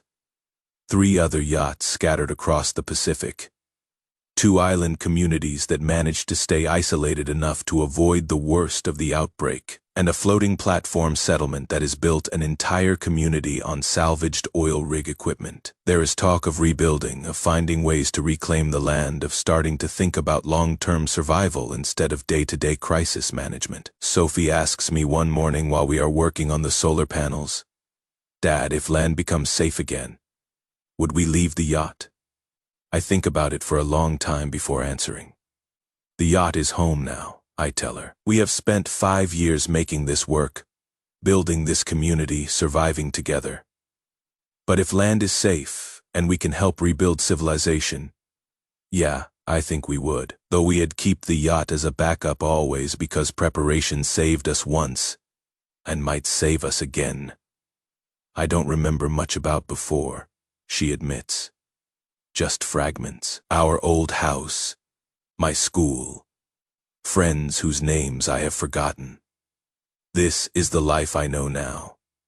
That is okay, I tell her. You adapted better than any of us, and that adaptability is what is going to help you survive whatever comes next, whether it is more years on the ocean or rebuilding on land, or something we haven't imagined yet. The final entry in my captain's log reads, Day 1825 5 years, since outbreak population. 11. Yacht condition, maintained through constant repair and adaptation. Status, surviving and preparing to explore the possibility of land reclamation. We have proven that preparation and cooperation and sheer stubbornness can keep people alive even in the worst circumstances. The floating fortress endures. Number, a note from the author. Look, I am going to be real with you for a second here, because I have spent the last however many hours writing this story, and I have got some thoughts I need to share while they are still fresh in my mind. First off, this story exhausted me emotionally in ways I didn't expect when I started writing it. Creating Silas and his family, putting them through hell for 12 months, watching them adapt and survive, and sometimes fail, it is draining. You start caring about these characters even though you are the one putting them through the ringer. And there were moments writing the section about Emma risking her life to check on her friend where I genuinely felt sick to my stomach because I was imagining my own kids in that situation. The thing about post-apocalyptic survival stories is that they force us to think about uncomfortable questions. What would you really do if the world ended? Would you be the person who prepared like Silas? or the person who mocked him until it was too late? Would you risk your life to save strangers? Or would you prioritize your family above all else? And most uncomfortably, would you be Derek trying to take control even when you are not qualified? Or would you be Jim supporting the person who is actually keeping everyone alive? I made a deliberate choice to make the survival realistic and detailed, rather than glossing over the logistics, because I think that is what makes survival stories work, not the big dramatic moments of fighting zombies or mutant animals, but the small moments of fixing a corroded fuel line or rationing food, or dealing with acid rain. Real survival is boring and repetitive and requires constant vigilance. And I wanted to capture that, even though it meant slowing down the pace. The family dynamics were probably the hardest part to write, because I wanted to show realistic tensions without making anyone purely villainous. Derek's not evil, he is insecure and needs validation, and genuinely thinks his management experience qualifies him to lead even though he is wrong. Linda's not weak for initially doubting Silas, she is rational for questioning what looked like paranoid delusion until it turned out to be justified preparation. Emma's not stupid for wanting to check on her friends, she is compassionate and grieving and trying to hold on to her old life. Here is what I am curious about, and I genuinely want to hear from you in the comments. Would you have prepared like Silas did if you got warning 3 months in advance? Because that is a real question, right? If you had credible information that society was about to collapse, would you spend your life savings on preparation, even though everyone would think you were crazy? Would your spouse believe you or leave you? Would you warn others or keep quiet to protect your source? And the bigger question, if you were on that yacht, would you be the person arguing for rescue missions like Emma? Or the person arguing for caution like Silas? Is there a moral obligation to help other survivors even when it risks your own community? Or is survival purely about protecting your own? I honestly don't know the right answer.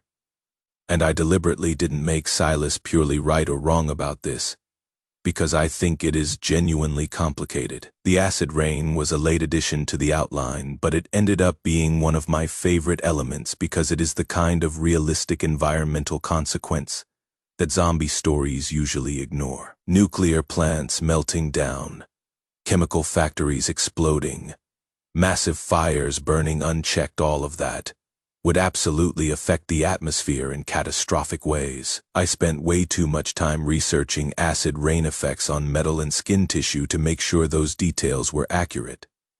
And if you are wondering whether pH2 rain would really corrode metal that fast, yes, it would. It is horrifying. One thing I am genuinely proud of in this story is that I didn't make the yacht some magical perfect solution. It is falling apart constantly, requires endless maintenance, and Silas is barely keeping it together through improvisation and luck. That feels more realistic than the usual prepper fantasy where preparation means you are totally safe and everything works perfectly. Preparation helps enormously, but it doesn't eliminate all problems, it just gives you a chance to solve them. The mutant animals were fun to write because they are horrifying in different ways than zombies. Zombies are mindless and predictable. You know they will chase you. You know they will bite. You know how they behave. Mutant lions hunting in coordinated packs. Gorillas using tools. Crocodiles developing enhanced swimming capabilities. Those are smart predators that adapt and learn. And that is so much scarier because you cannot rely on predictable behavior patterns. I wrote Jim as the comic relief character partly because I needed someone to break tension with humor, but also because I think people like Jim actually exist, gruff old military guys who have seen enough that nothing phases them, and who crack jokes while dealing with terrifying situations. Because humor is a coping mechanism. His line about Derek being a piece of shit makes me laugh every time I read it because it is so perfectly timed and so perfectly in character. Here is what I want you to think about after reading this. The story ends on a hopeful note, with the possibility of returning to land. But would you actually want to leave the yacht after 5 years of making it work? You have built this entire community, adapted to this lifestyle, proven you can survive anything, as long as you have got the floating fortress. Do you really want to risk that by going back to land where there are unknowns and new dangers? Or do you stay on the ocean where you know the rules and you have mastered survival? I am genuinely curious what you would choose, so drop a comment and let me know. Would you go back to land, or would you stay on the yacht? Would you have prepared like Silas if you had known what was coming? What would you have done differently? And if you made it this far through the story, seriously, thank you for sticking with it, because this ended up being way longer than I planned. If you enjoyed this story and want to see more long-form survival narratives, where I obsess over realistic details and character dynamics, hit that like button and consider subscribing, because your support literally makes it possible for me to spend entire days writing these stories instead of doing something more practical with my life. Comments and feedback are hugely appreciated because they help me understand what is working and what isn't. And honestly, I just like having conversations about these hypothetical scenarios. Until next time, stay prepared, stay adaptable, and remember that survival is less about having all the answers and more about being willing to figure things out as you go. Thanks for reading. Seriously, it means everything.